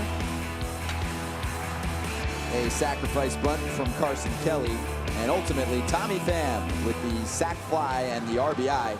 It is 2-1 St. Louis. This day began way before first pitch for us. Let's run through my Instagram story at Scott Braun right now and give you a little taste of what we do before the game begins. Okay, Josh Hader, what'd you have for breakfast this morning? I had an omelet, and then I had Daryl's pancakes, which are unbelievable. Stacked. That's Josh Hader's breakfast. This is game day. Pre-game selfies with Josh Hader and JP Morosi from earlier. My sweet ride, and then... That's right! DJ Dan in the Mo Wizzo! Oh, man. That's how we woke up Jason Mott. An appearance for Mott and Plesac on MLB Network TV. Craig Counsell talked to us before the game. So did Mike Matheny. And then there was the link for today's game at 8 a.m. Central Time. I spoke to these two gentlemen. I told them, send me a picture, hashtag STL MIL. They did just that. It's Chuck and it's Bart. They're on 105.7 FM here in Milwaukee. I join them every time I do a Brewers game. We went over what the Brewers need at the trade deadline, had a great talk with them, and I said, I promise, I said, if you send us a picture, hashtag STL MIL, we'll throw it on the broadcast. I told them that's the only pull I have. They said, can we come on the broadcast? I said, no. I don't have that kind of pull, but I can sneak a picture on there. So hello to Chuck and Bart. They do a great job every morning on the radio here in Milwaukee. Yeah, you're a man of your word. You know, you told them, send it out, and I mean, you came through with your promise. I like to come through for my boys. Chuck and Wink in the morning, and Tyler Lyons in the afternoon right now, as he faces this Milwaukee Brewers order in the bottom of the 7th. We stretched, we sit back down. Dan Plesac has been writing back to you in the comments section. First pitch swinging, Christian Yelich launches it to center. He destroyed that baseball. It's gone, and this game is tied again. Just like that, tied right back up again. Christian Yelich muscles up for his 7th home run of the season. It's 2-2, and Bernie is going down the slide.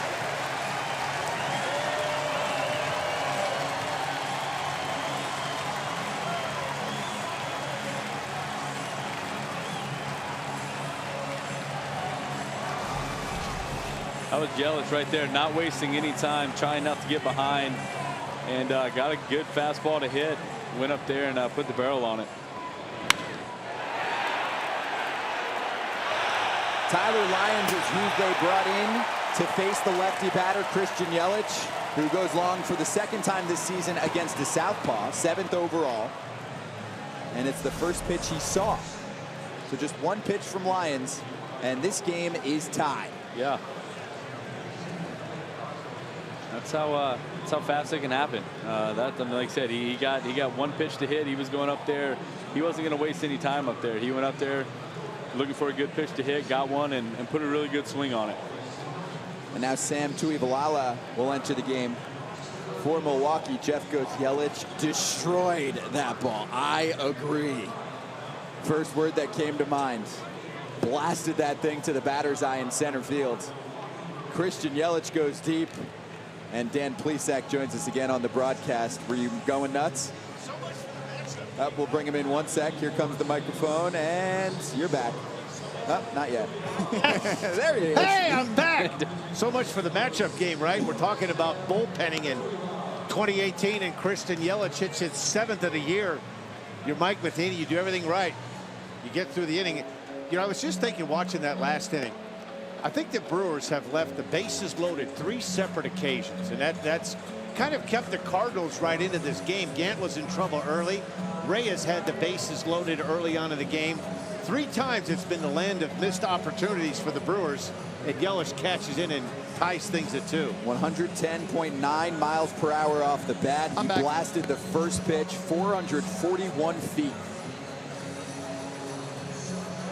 This copyrighted telecast is presented by authority of the Office of the Commissioner of Baseball and may not be reproduced or retransmitted in any form, and the accounts and descriptions of this game may not be disseminated without express written consent. So Yelich's brother is in the Marines. I don't know if you want me to, I can mention that he's in Hawaii right now. We hear him right now. JP coming soon. Sam Tuivailala right now, the right-handed pitcher, 25 years old, on the mound. We're in the bottom of the 7th inning. MLB Live on Facebook Watch. Scott Braun, Dan Plesac, Jason Mott, the full crew here with you again after Dan was hanging out in the comments section. JP Morosi downstairs. And this is Jesus Aguilar following the Christian Yelich home run. One pitch from Tyler Lyons, and we're tied again. That's the wonderful world of being a specialty lefty. I lived that life, and there's an old saying is the most important pitch you make is the first one, because there's a pretty good chance if you don't, you might not get a chance to make a second one. And that is Christian Yelich making the life of bullpenning miserable for guys like me. JP, give us something good on Christian Yelich. Aguilar to right field. That'll drop for a base hit.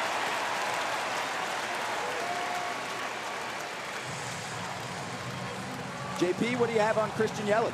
Christian Yelich, a gold medalist with Team USA at the World Baseball Classic. Was an honor to cover him certainly during that tournament. And his brother, Cameron Yelich, is a U.S. Marine. I spoke with Christian yesterday. He said Cameron's commitment to the Marines is scheduled to end in September. Right now, he's still stationed in Hawaii, so hopefully he's watching his brother be the hero today for the Brewers with MLB Live on Facebook Watch. I love that. Christian Yelich, a big part of Team USA in the middle of the order in the World Baseball Classic. And this is a big ballpark upgrade for Christian Yelich. This park plays really good for left-handed hitters, and Yelich is coming from Miami, perhaps the most frustrating ballpark for home run hitters. Well, not only that, but he's answered a lot of questions because there are certain people in the industry that believe playing in a place like Miami, where there wasn't a lot of pressure added to it, that a lot of people thought, okay, we want to see what kind of a player he really is.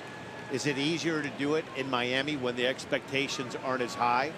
How would he do acquired by the Brewers? And I would say he's doing just fine right now. This was a terrific acquisition by the Brewers. I spoke to him before the game. He said he's loving it. And that's a foul ball.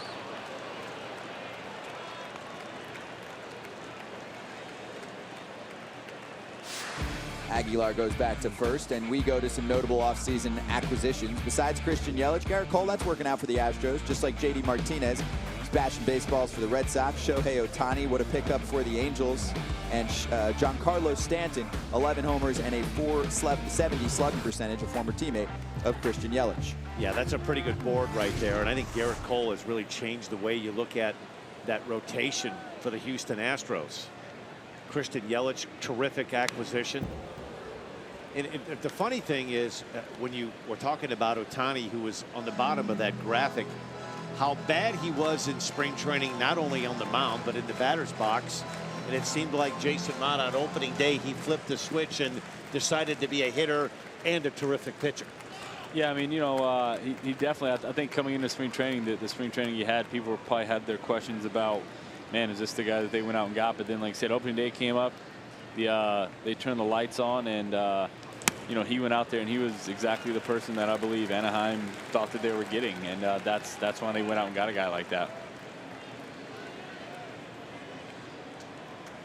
And Scott, with Christian Yelich, as you were talking about, and Dan referenced his approach to coming to Milwaukee. When I spoke to Christian yesterday about what he likes the most about playing here for the Brewers, he said the fan support is incredible, and notably the Brewers having the second largest year-over-year attendance increase of any team in baseball after only the World Series champion Astros. So the fan support here in Milwaukee is always great, but especially this year and really catching Yelich's attention.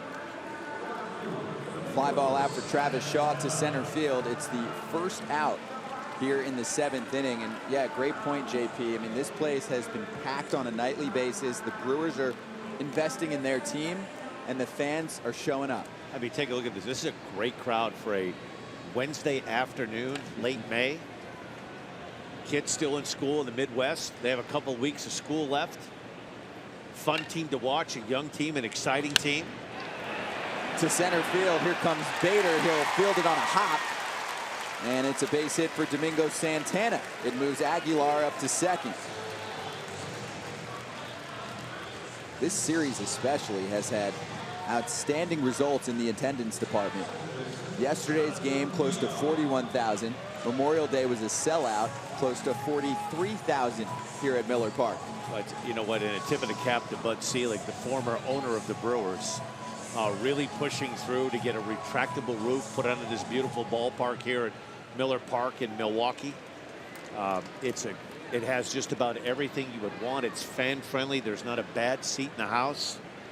With the inclement weather here in the Milwaukee area in April and sometimes into May, they have the ability to put this roof on. It takes about 12 to 15 minutes to cover this entire field, and it's a difference maker. I mean, we've seen early in the year how cold and miserable it was in Minneapolis for the Twins.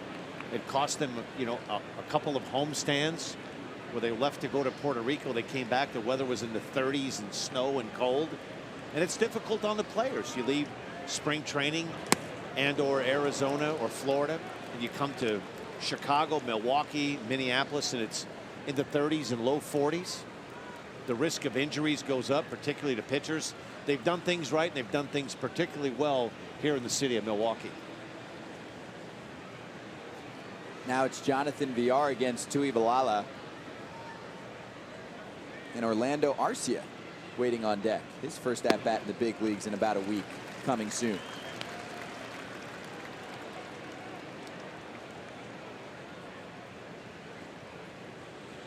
Steven says, speaking of good acquisitions, what about Miles Michaelis and Bud Norris? Great call. Bud Norris has been shutting the door for the Cardinals this season. When you thought it would be Greg Holland, he's on the DL. And Miles Michaelis has been one of the best starters in baseball. Foul ball for VR. It's 2 balls and 2 strikes. Miles Michaelis with the strikeout to walk ratio, it's been insane. Also, there were quite a few teams bidding for his services. The Cardinals upped the ante to 2 years and a little over $15 million, and that won the starter. You know what else is such a good, and Jason, you could speak to this, it's so much easier to develop young starting pitching, quality pitching, when you have a ballpark that's a little bit more friendly to pitch in, like Busch Stadium. It's really difficult in Colorado or in Chicago with the Cubs, a smaller ballpark. It takes a strong guy mentally to come up to the big league level to pitch for the Rockies, and we're going to take a look at this last pitch right here, another fastball up in the zone, but it takes a different breed of guy that gives up 4 or 5 runs that can look at it as a positive outing. Yeah, no, definitely. I mean, you know, like I said, places like Colorado, Chicago, places like that are, you know, smaller ballparks. I mean, and to be honest, Colorado isn't really a smaller ballpark, but it definitely plays like a smaller ballpark. Yeah, I mean, you know, being able to come up, pitch in St. Louis, you know, you have the heat, you have some of the humidity that keeps the ball down. And it's a good ballpark. Welcome back to the big leagues. And the Milwaukee Brewers are going to score another run. How about that? Sent down to the minor leagues to work on his stroke for a few days. Orlando Arcia, welcome back. First at bat. He drills it to right field, going the opposite way. And the Brewers grab a run and a lead. It's 3-2. Boy, talk about with something that could pick him up. I'm sure disappointed being sent down to work on some things mechanically batting. He delivers here a clutch 2-out base hit to right field. Nice slide there by Aguilar. You're seeing him motoring around for a big guy. That's like an 18-wheeler coming around third base. Nice slide, and the Brew Crew back on top, 3-2. So Aguilar scores. Santana is at third, and Orlando Arcia at first. That's the first pitch he sees back in the big leagues. They sent him down to work on his hitting approach. They did not expect to call him up this quickly, but Tyler Saladino went down, hurt his ankle yesterday, and hits the disabled list. They bring him back up. He arrives right around game time and comes through. Now Eric Kratz launches it to left field. Not enough distance. Tyler O'Neill is there.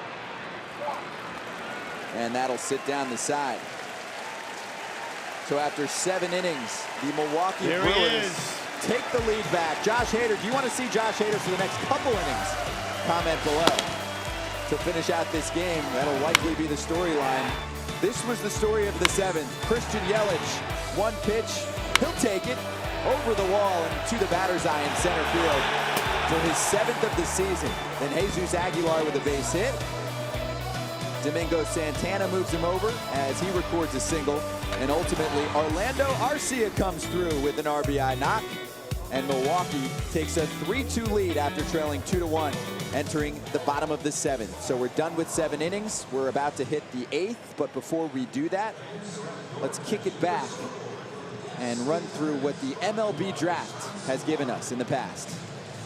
The draft represents one of the most important events of the year for all of our clubs. Cleveland selects Manuel A. Ramirez, Cornelius Clifford Roy, George Kenneth Griffey. For the next generation of players, 1, 2, 3. Their paths to the major leagues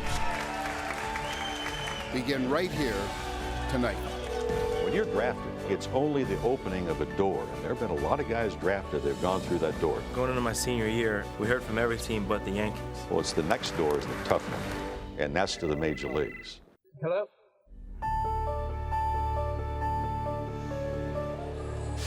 That's some great footage. And this Monday, the MLB Draft is live on MLB Network. Coverage begins 6 o'clock Eastern time. I'll be a part of the social media portion of day 1, and I'll host day 2 and day 3 on MLB.com. Some former #1 overall picks on MLB's Instagram account. I love looking at those old school picks. I like the Bryce Harper eye black right there, right? Something out of a Broadway play, but boy, talk about 6 guys that were difference makers, different changers, and 2 currently for the Nationals in Strasburg and Bryce Harper. What a terrific day for those young men. So we asked this in the Cardinals fan group, which active #1 overall draft picks will one day be enshrined in Cooperstown, and Bryce Harper is by far leading the way. Joe Mauer has a chance. Don't you think he could make the Hall of Fame? Outside shot, just over 2,000 hits, batting champion behind the plate. Could make a case. But Carlos this is the guy Correa. right now. That's right. Josh Hader, best relief pitcher in the game of baseball, most dominant reliever from the left side. He has been a difference maker for the Brewers and one of the reasons why they're in first place. How about that whip? 0.57 whip. They only bring him in for W's. Hader against Jose Martinez. I'm serious, Jason. This team is 18-0 when Josh Hader pitches. Yeah, I mean that's a. I mean, that's a pretty good stat to have right there. But like I said, I mean this guy's stuff has been great. It's been unhittable. He goes out there and he attacks guys, knows what he has, and you know, like we were talking to Council earlier, he goes out there, he knows what he's got, and he goes out there and he just attacks guys. He's confident in his stuff, so he goes out there and believes in it. You know, we're on the day and age, Scott, of comping guys. Who does he remind you of? He reminds me of 3 guys. He has a little bit of Chris Sale, that low 3/4 delivery. He has some Randy Johnson and some Mitch Williams, the wild thing. Kind of that low 3/4 arm delivery. Powerhouse fastball, anywhere between 94 and 96 miles an hour. The difference maker is the good hard slider that he has. And if he has both working, the fastball and the slider, he's a nightmare to do anything against. It gets darker when he comes to the mound. Literally today. Or they're closing the roof. Or they're closing the roof. You caught me. Maybe that's why he's so hard to hit. Maybe they close the roof when he comes in, and they just, you know, balls get a little bit harder to see. Roof is closing as we speak at Miller Park. Lights are on. It is a 3-1 count for Jose Martinez. And that misses in. So ball 4, a leadoff base runner for the Cardinals in the 8th.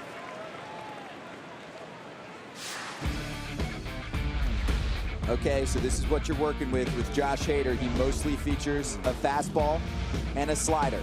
So that fastball up in the zone and that slider down in the zone.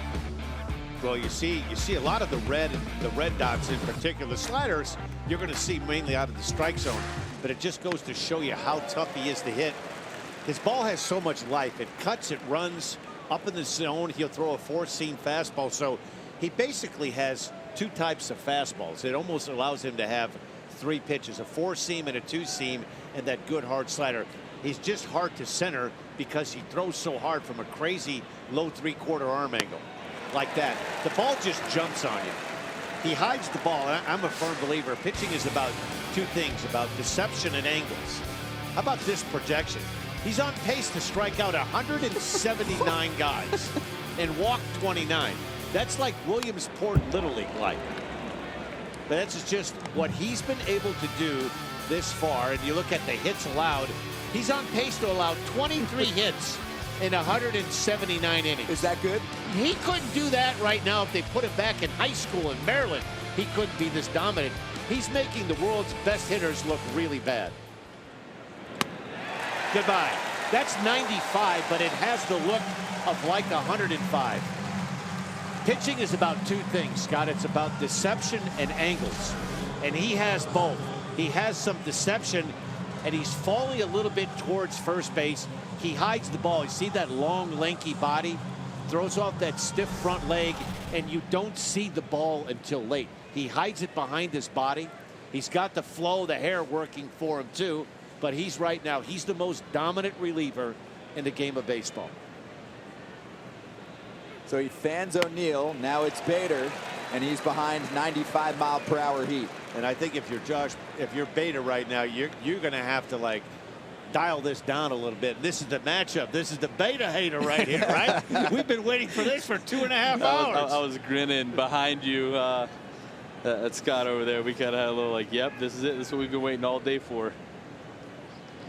Bader v. Hader. Two fun characters in the sport to follow. Bader with a home run in his last trip to the plate. Back in the 7th, that came off Tyler Lyons. I think the way his fastball is exploding through the zone right now, I think he would be doing a disservice to throw the breaking ball. If Bader's going to continue to take big swings like that, if he elevates something four seam, he has no chance to put the ball in play. He just kept going higher and higher. You know, just climb the ladder. Yep. That's old school right there. That's good morning, good afternoon, and good night. It's incredible that they go after a pitch that high. Well, the thing is, there's a couple different philosophies and stuff like that. You know, some people may be like, hey, this guy's looking for a fastball. Don't throw him the fastball. Other guys are like, hey, this guy knows he's throwing a fastball. This is what he's throwing. So you throw it to him anyway, and you make him leave the zone and stuff like that. Like I said, these guys right now, like, I feel like they knew that fastball was coming, but they're still swinging at it. And that is shipped to right field, opposite field, base hit for Dexter Fowler. And scurrying back to second base to retreat is Jose Martinez. And we saw that comment from Ben. It's the modern day Randy Johnson. Just like you said, Dan. That was a pretty good approach there by Dexter Fowler. I think you have to really have a controlled approach against a guy like Josh Hader. He hides the ball so well. He's so difficult to center. This is a pitch that Dexter Fowler, unlike the swings of Bader, this is under control. And I think that's the way you have to approach this guy. If you think you're going to lift and separate, he throws too hard and he has too much movement. There's too much to cover as a hitter. Now you just have to make sure, if you're the Brewers right now, you're on point on what you want to do. You have on deck, it looks like Ozuna is coming on deck to possibly pinch hit, but the game is in balance right here. We've yet to see the good breaking ball that Hader possesses. Get the cell phones out, right? Bob said in the comment section, undisciplined swings you'll see from hitters when it's Hader on the mound. Good one, though, from Fowler. Inside out he goes with the base hit. And Jairo Munoz is behind 0-1. When you have a guy that's as dominant right now as Hader is, those swings right there that you're seeing are feeding right into his hands. He can continue to elevate the ball. This guy's he's a really smart pitcher for a guy that has burst onto the scene in a short period of time. With that swing right there, he doesn't have to throw anything remotely close to the strike zone. They are playing right into his hands right now. And I think anything other than a fastball, you're going to see him just keep riding that line. They call it, you know, going up the ladder. 0-2 right here. You don't even have to come remotely close to throwing anything in the strike zone. Elevate that four-seam fastball, and you're going to see yourself another strikeout.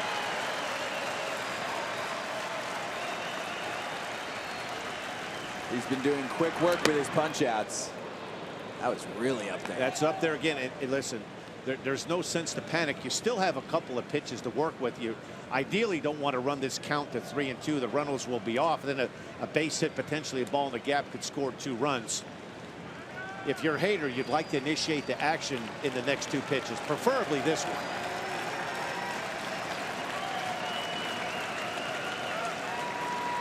A ball and 2 strikes to Munoz.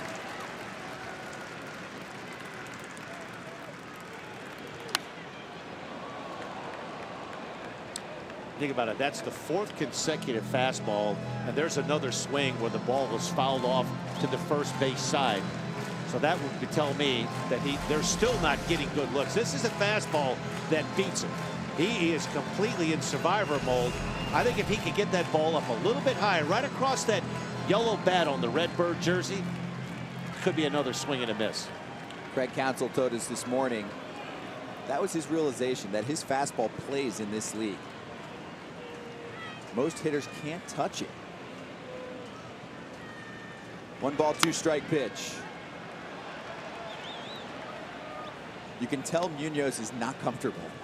No, he's a nightmare to face right now because, one, the angle is different. The angle is unique.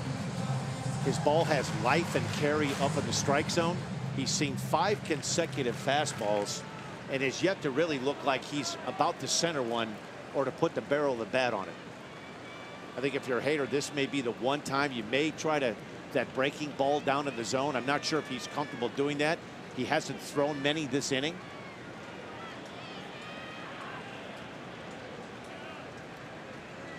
1-2. Oh, drink up, haterade. Woo! That's impressive. It says that on his glove, too. He strikes out the side.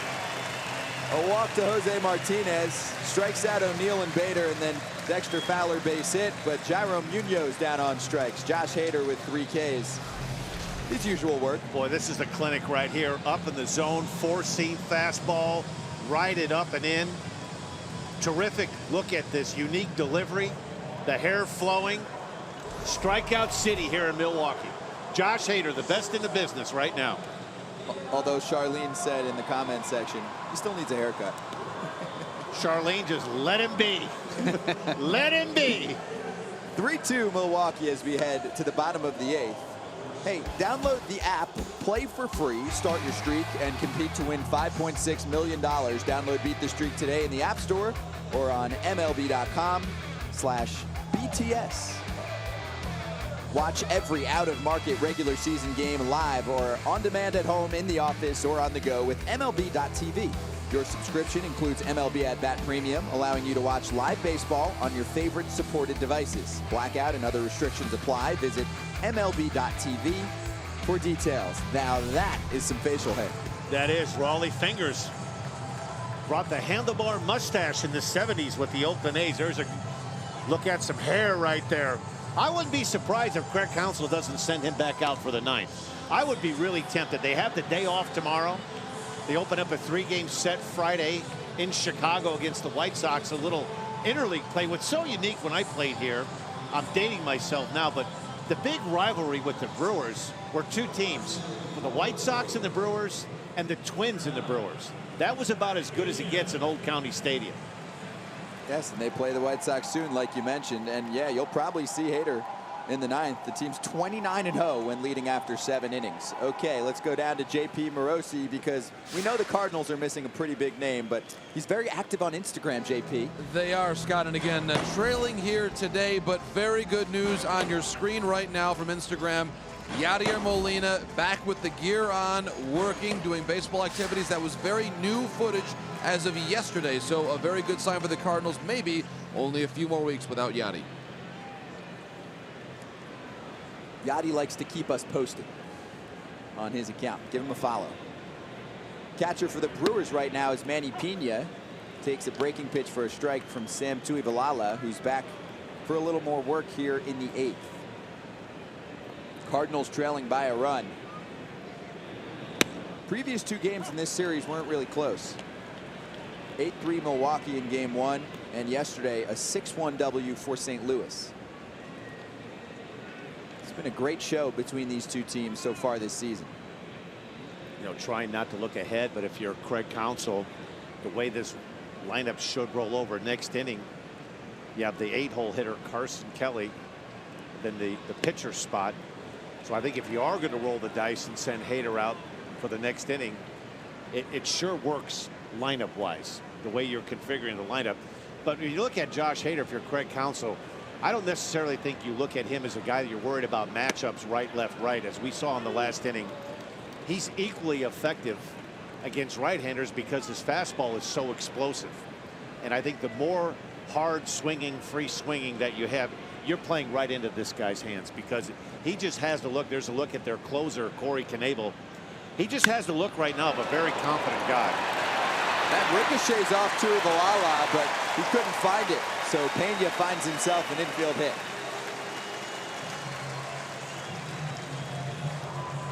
They'll immediately check out the relief pitcher to make sure he's okay. Not sure where. I thought somewhere by the spike area, the lower part of the foot. That's one of those, you know, off the bat it's coming at you. It hits off the back part of, I think, his left foot. Able to knock it down. If that was clearly off the ankle, off the shin, he would have been down. And Jason, we call that in the business your shin burger. That was not a shin burger. Yeah, no, that would have gone off the bottom of the shoe. I've had a couple go off my shin, and those are ones that you just honestly want to tell the trainer, get back in the dugout. I don't want to talk about this. I don't want to think about it. Just get in the dugout. Let me try to finish the inning. You know what makes it so difficult too, Scott, when you have a ball like that, a comeback, or you have all the different color shirts, and it's not like the batter's backdrop that you see as a hitter where it's a dark background. You take a look, that's what a pitcher's looking at. This one back to Tuivailala, and it megs him. Lorenzo Cain infield base hit. Well, that's one of those where you're anticipating off the bat. You know the ball's coming back off of you, and you're anticipating the ball being hit very hard, and it's almost hit back to you like a changeup. Watch his reaction was initially to get the glove down right away, and that ball just doesn't get there. You're so anxious to try to go get this and turn the double play that you take your eye off of it. That had some spin to it, and that's an error charged against the pitcher Tuivailala. No hit for Lorenzo Cain. You know, a lot of times what goes unnoticed, if you'll take a look at that pitcher's mound, it gets beaten up right in front of the rubber all the way to the grass area. So that's not a smooth surface of dirt. So a lot of times when the ball will hit on that mound area, you're going to fall, it'll hit onto cleat marks or dirt that is kicked around through the front part of the mound, and it makes it difficult at times to make that play. Now Yelich. Serious damage back in the 7th. First pitch he saw, his 7th home run of the season. And I think when you start to add up, well, how are the Brewers where they're at? We could talk about the offense. We could talk about the strength of their bullpen. But I think the sign of a good team, the Cardinals strike and take the lead 2-1. It would be easy to lay back and say, well, okay, you know what?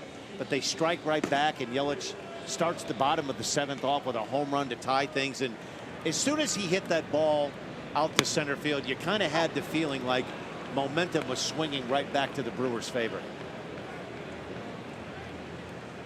A 2-run inning for Milwaukee back in the 7th.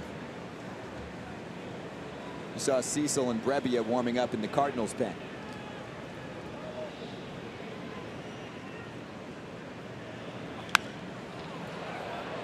Is it even a question, though? You guys are both thumbs up on Josh Hader pitching the next inning, right? It is. Just want to make sure. The only thing that if you're worried about the clubhouse as a manager, what kind of message does that send to Knebel, who was an all-star last year for the Brewers?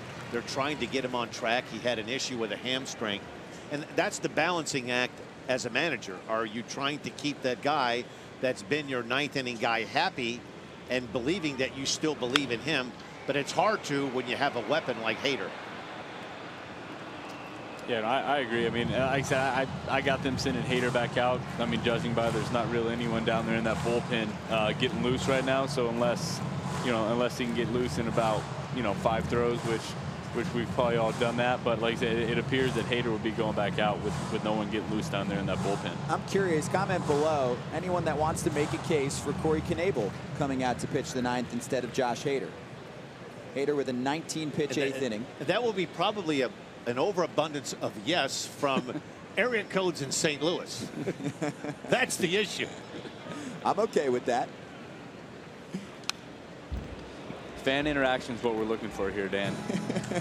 So if you're a fan of the Brewers right now, you're looking for 3 outs and a win. That would listen. It's been amazing because the schedule has not been easy for the Brewers the last couple of weeks. And I think the longer this goes, the more this team has a look of a team that has some staying power. And I think what makes them dangerous, and everybody, there's going to be a boatload of teams looking for that difference maker in the rotation. Brewers are hoping Jimmy Nelson's going to be that guy when he comes back. But I think if the Brewers really are going to win this Central, they're going to have to find somebody. And I don't know if that somebody is in the organization. But if there's a guy that's available at the trade deadline, they were really hoping Quintana was going to be the guy last year. Yelich sending it to center. And there's Bader to make the catch. And tagging up successfully.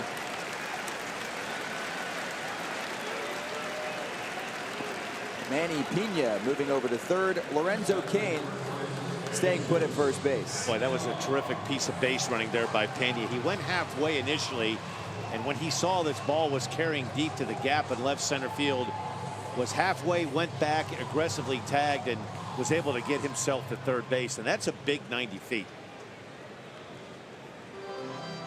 A ton of action for Harrison Bader in center field today. Jesus Aguilar was 0 for 2 entering the 5th. Then he worked a walk and had the base hit in the 7th.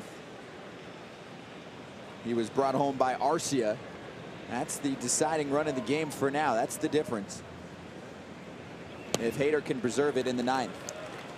I'd say the more I have a chance to watch Aguilar, the more impressed I am for a big guy. There's the hero so far, Arcia, who was sent down to try to work on some things with his swing. This Aguilar has been so impressive to me for a big guy. His recognition of the strike zone is incredible. You'd think, you'd look at him initially and think, okay, here's a big, strong guy. He profiles kind of a DH kind of a guy, free swinger, but he's anything but that. He'll hit the ball to right field. He's so strong that he can stay back, let the ball, as you'll hear people in the game talk about, let the ball travel and get deep. He can let the ball get deep and drive the ball, particularly in this ballpark, out of any part of this ballpark. Like that pitch right there, most guys will, the temptation is to swing at that pitch. He's putting himself in a great count with first and third and 1 out. A ball that he can hopefully get up in the zone and elevate. That's a great take on a good 2-seam fastball that's 94 miles an hour. He's a nightmare right now for a pitcher because he is, for the most part, making you throw the ball into the strike zone.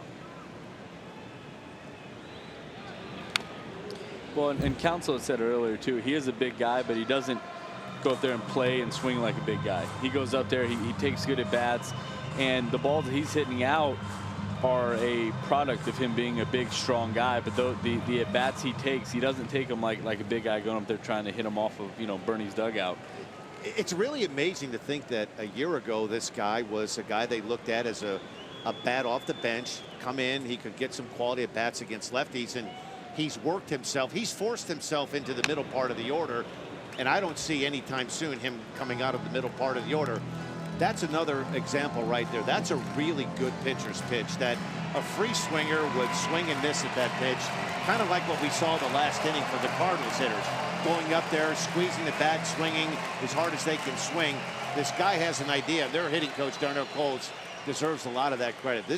He has done a terrific job. On paper, you look at this Brewers team, and you think if they score runs, but it's not like we thought of the Prince Fielder Braun days, the heydays, the Corey Hart, where they could bang the ball out of the ballpark. They just have quality at bats, and this is another one right here. I mean, this is going to turn into a double play. It is a double play. Munoz with the glove flip to second, and they double up Jesus Aguilar, and he's disappointed. Usually, actually, he flips that helmet after he's out, throws it like a basketball shot, but this is not a good that time. This is a good pitch and an even better play, as you touched on, Scott. To flip to second base, inning double play, and right now to keep it at 1 run is big because it looks like number 71 is going out to close this thing down for the Brew Crew. Looking at some of the comments on Josh Hader coming into the game to pitch the 9th inning. Some people said, yeah, the Brewers lose the game. Here, this one, Jack Dennis. If Brewers take Josh Hader out, he said they will lose. We had at least one case for Corey Knebel, but it was a decent argument. Let's see. From Justin, people forget Corey Knebel struck out everybody last year. It's a good point. And also, I saw someone else say, if Corey Knebel, or he said Corey Knebel could come in if the Brewers had added on some more scoring. Let's welcome you inside the booth right now and say hello. Scott Braun, Dan Plesac, Jason Mott. It's time to play our favorite game. We do it every week here on MLB Live on Facebook Watch. Like it or leave it. Thumbs up if you like it, thumbs down if you leave it. Dan's played this game. It's Jason's first turn for it. The Atlanta Braves can hold off the Nationals in the National League East. Like it or Thumbs leave down. it. Look out. Here come the curly I'm W's, liking the it. Nationals. I mean, you really? are. I mean, yeah, you're buying. I mean, the Tomahawk Chop is I back. may be a little biased, but I mean, you know, they're a fun team to watch. I hope they can do it. What's next? Gleyber Torres is the most exciting rookie in Major League Baseball. Thumbs down from me, Shohei Ohtani. That's easy. I would agree, but I'm going to tell you one thing's impressive. His thumbs internal down? clock. No, I'm going to go thumbs up. Thumbs I like up. it. I do. Until Ohtani takes the mound every 5 days and plays every day, I get it. He's a great talent. Number 3. Marcell Ozuna will finish with 25+ home runs this season. It's been a struggle for him in that department. Can I go in the middle? No, you got to pick a side. I'm going down. I'll say 21. I'll go thumbs up. I'm going to go thumbs up. He's a much better hitter than he's gone up to this point. Josh Hader is a legitimate NL Cy Young candidate. You better believe it. Look out, because if the Brew Crew is in this, if they're in this and playing meaningful games in the month of September, he's the difference maker. He's every bit of what Andrew Miller used to be. Probably what? At least in the top 5, maybe the top 3 in that category right now in the National League. This is Francisco Peña pinch hitting at the moment. You figure Max Scherzer might be the front runner right now for National League Cy Young. You do those lists every once in a while, Dan. Sure. Clayton Kershaw due to come off the disabled list. He's always in the running. Got to figure Hader's in the mix, especially if he's on pace for 180 Ks. I mean, that's how much a starter racks up. Yeah, 180 Ks in 90 innings. I think that would put you at least in the talks for it. You know, there's a lot of talk with relievers coming in and having to throw multiple innings, that you'll see a decrease. And I think one of the things that works in the favor when you start an inning clean like he did in the 8th inning, a lot of times one of the most difficult things as a reliever, you come in troubleshooting, 2nd and 3rd, 2 outs. You come in and your adrenaline's going, you get a big strikeout, then you sit down, and then you try to recreate that energy again. But I think when you start an inning clean like he did the last inning, you kind of know, like, okay, I'm going to get through this one, and then I'm going to go back out there and do it again in the 9th. And he handles Francisco Peña, 1 down. And Marcell Ozuna will be a pinch hitter. He was in the starting lineup up until about an hour before game time and scratched. He jammed his finger yesterday. It's pretty swollen.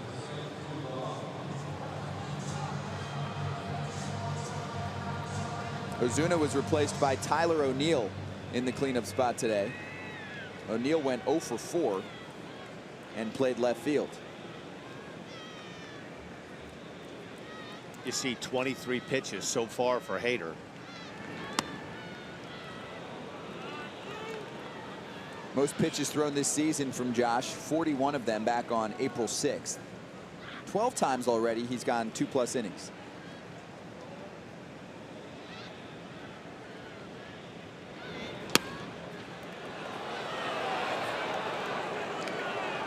They don't like that call here in No, that's like it or leave it right there. It is. You know, that pitch has been a strike most of the afternoon.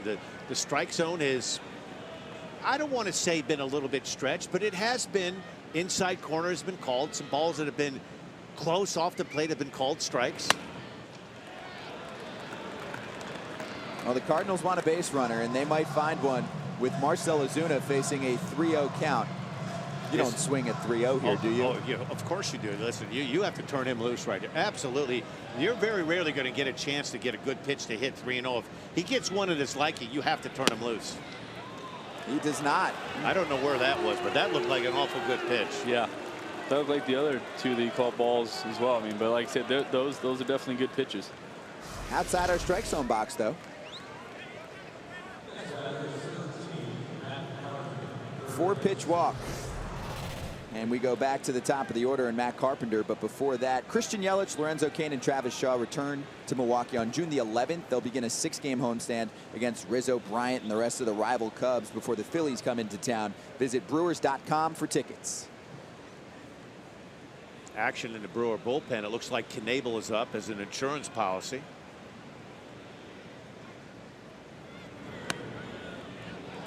Eighth inning, we saw Hader, his velocity was anywhere between 94 to 97, down to 93, 94. Hasn't pitched in 4 days.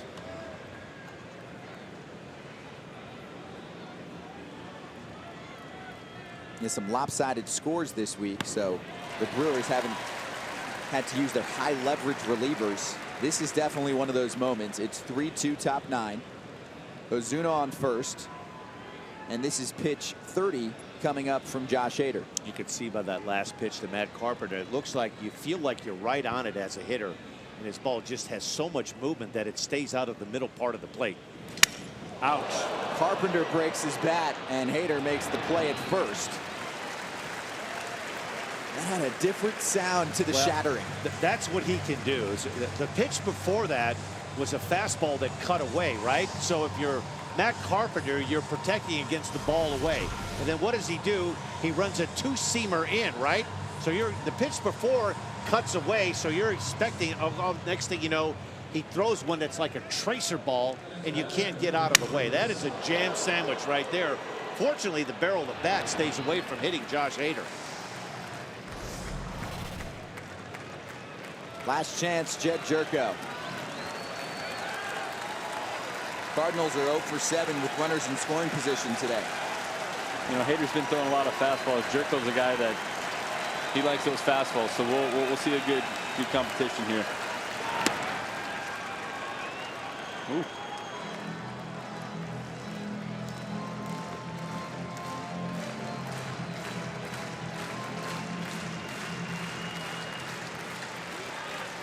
Two down, Ozuna's in scoring position.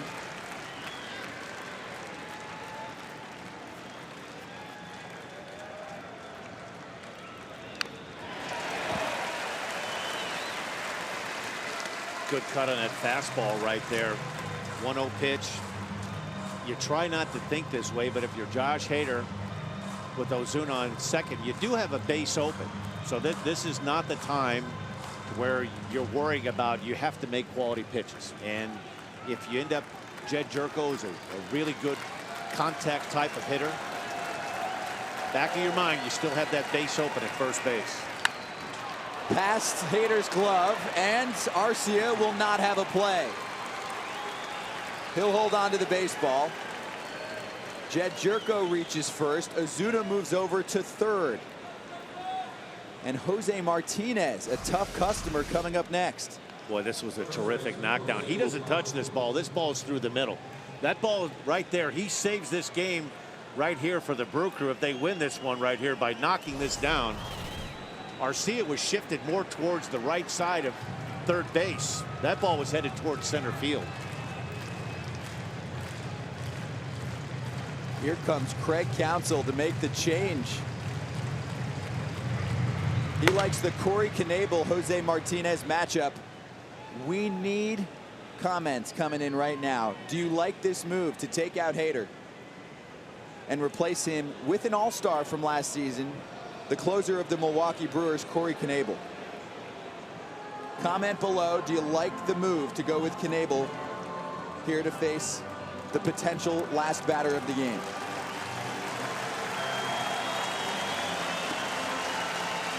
Big ovation for Josh Hader, but he's leaving Corey Knebel with some problems. He just wasn't the same guy in the ninth inning as he was in the eighth. His fastball velocity was mid to upper 90s in the eighth inning.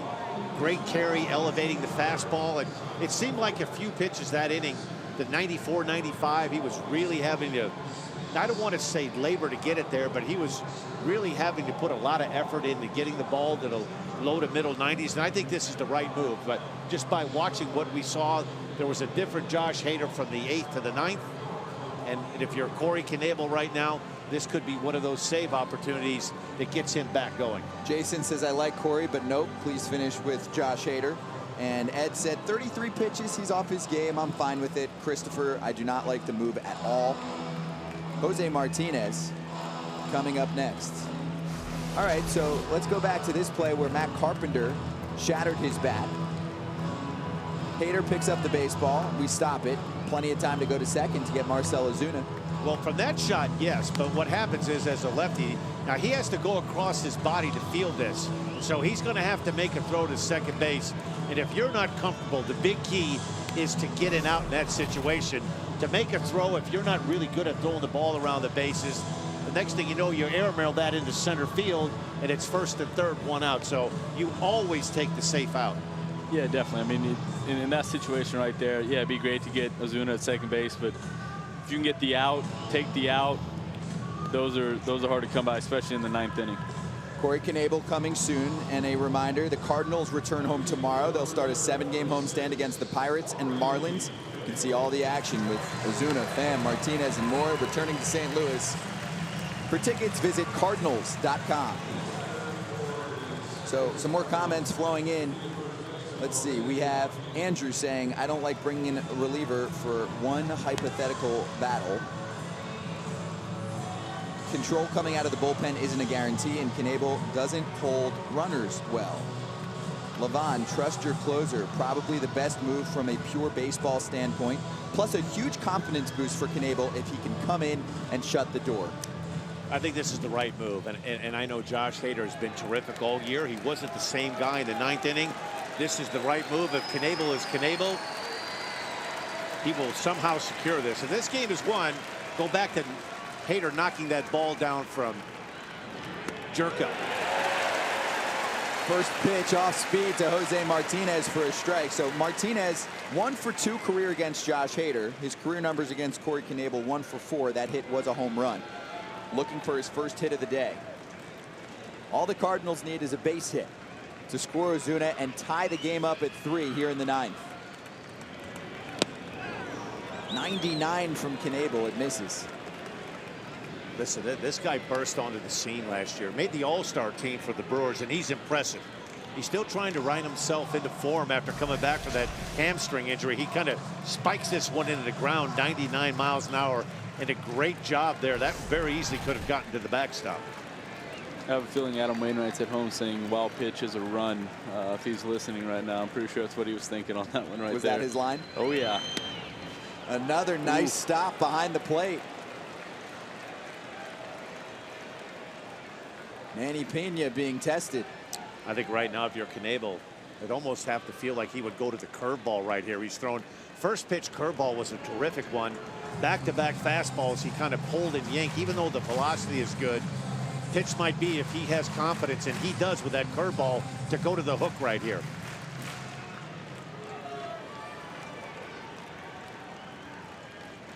Looks like the catcher wanted it there. He may not have wanted it.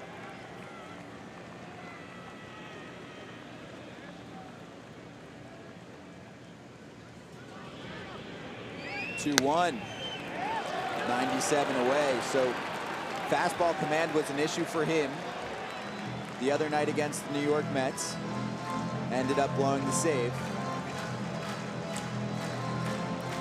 I don't know if I'm right here. I'm going to the curveball. You've got a good hitter up right now. He's seen 3 consecutive fastballs, so he's gauged and timed all 3. I think the curveball is the pitch to go to.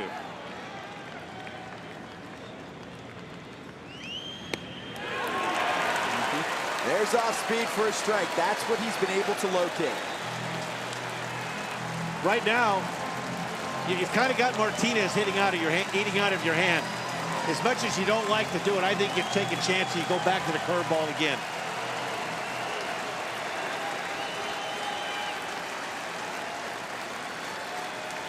Bases loaded, or excuse me, full count. Runner moving. Corey Knebel shuts the door. Terrific sequence of pitches right there. That was the best fastball he threw the entire at-bat. What saved that whole at-bat was the 3-1 curveball that slowed Martinez down, and then he comes upstairs with 98 miles an hour. What a terrific job by Knebel. Craig Counsell pushes the correct button, takes out Hader, replaces him with Knebel. He strikes out Jose Martinez, and the Milwaukee Brewers are the best team in the National League, improving to 36-21 on the season. The Cardinals dropped to 29-24, and there's the strikeout pitch. A terrific sequence of pitching right here. The 4-seam fastball up in the zone at 98 miles an hour. What set that up was the 3-1 curveball on the pitch prior to that. Terrific sequence of pitching by Knebel, and another win for the Brewers. That's their 6th consecutive series that they've won. Big win for Milwaukee, and the one weak spot for them is their work against the division. They're now 12-14 against the National League Central. Very difficult division. There's 4 teams above 500. in the division. Yes, 6 consecutive series victories, and 5 out of those 6 are against playoff contending teams. Think about this. The Brewers have not lost back-to-back games, Scott, in over a month. So you add all things up, an offense that's clicking, a bullpen that flexes its arms, and that's why they're in first place in the Central. We have a post-game show coming up at Scott Braun on Instagram. We have Christian Yelich right now with JP Morosi. JP, take it away. Scott, thank you very much. And Christian, the 7th inning, the Cardinals take that lead. You lead off the bottom of the inning. First pitch fastball, were you looking for it there, sitting dead red? Really just trying to make something happen. You know, we had a lot of chances to really kind of put that game away today, and we let them hang around, and they're a really good team, and you know, they took the lead on us, and really at that point, you're just trying to battle back and do anything you can to tie it up. 441 feet on that one, Christian. Your 4th longest homer of the StatCast era. How comfortable are you now hitting in your new environment at Miller Park? Yeah, I mean, it's been great since early on. You know, it's a great clubhouse, bunch of good teammates, and really since the first or second week of spring training, you felt like you knew everybody for a long time, and you know, I've really enjoyed playing there. You mentioned, even talking yesterday, Christian, about the environment here, the atmosphere. It's a day game here today, amazing crowd. What's it like to be a Brewer right now in this ballpark? Oh, it's been great. The fans have been awesome, especially this homestand. They really came out, and this place was rocking. It was loud. You know, I think, and we fed off that as a team, and you know, we were able to have a pretty good homestand. Last couple ones for you. It's now a 5-4 season series for your club over the Cardinals. What do you have as a sense of the way this rivalry is going to play out here over the balance of the season? I mean, they're going to be tight games. I think all of them have been really close. No, and they're a great ball club, and you know, we really got to do everything well in order to beat those guys. And lastly, I know it's still mid-morning in Hawaii, where your brother Cameron is stationed in the Marines. What's your message to him on this day? You know, just thank you for serving our country, and you know, hopefully see you soon. Christian, thanks so much. Yeah, you got it. Scotty, back to you. JP, thank you very much. And like I mentioned, any questions that you didn't get in for Dan Plesac or Jason Mott or myself, at Scott Braun on Instagram. Right now, I am live at this very moment. People are joining the room, and we will take questions, and we'll run them for as long as we can, until we have flights to hit. Oh, you will, I won't. Dan will leave eventually, so get those questions in quickly for Dan Plesac. But anything that wasn't addressed in the comments section, if you've been hanging out with us the whole time, we will address them right now. Follow me on Instagram and then click my live button, and we will take you there. So the Brewers top the Cardinals. They win the series. They won Game 1 back on Memorial Day, 8-3. Cardinals victorious yesterday behind strong work from Michael Wacha, 6-1. And we'll welcome you back inside the booth for a moment. Scott Braun, Dan Plesac, and Jason Mott, and get some final thoughts on this series, on this game, and on what we saw today. It was a fun social broadcast. It was. Junior Guerra was the story for the Brewers. 6 scoreless innings. We got to see Josh Hader. Corey Knebel comes in at a tough spot, first and third, 2 outs. 3-1 curveball. Final pitch, 98-mile-an-hour strikeout. Just how the Brewers wanted to add it up. Good starting pitching, and their bullpen flexed their muscle. You know, from St. Louis, seeing Alex Reyes back out there again, you know, after 14 months, it was great to see him back out there. He went 4 innings, did let up 2 hits, 2 strikeouts, but, you know, went out there and ended up, you know, having a good day. So, you know, did what he wanted to do. So, like I said, give the Cardinals a chance to win.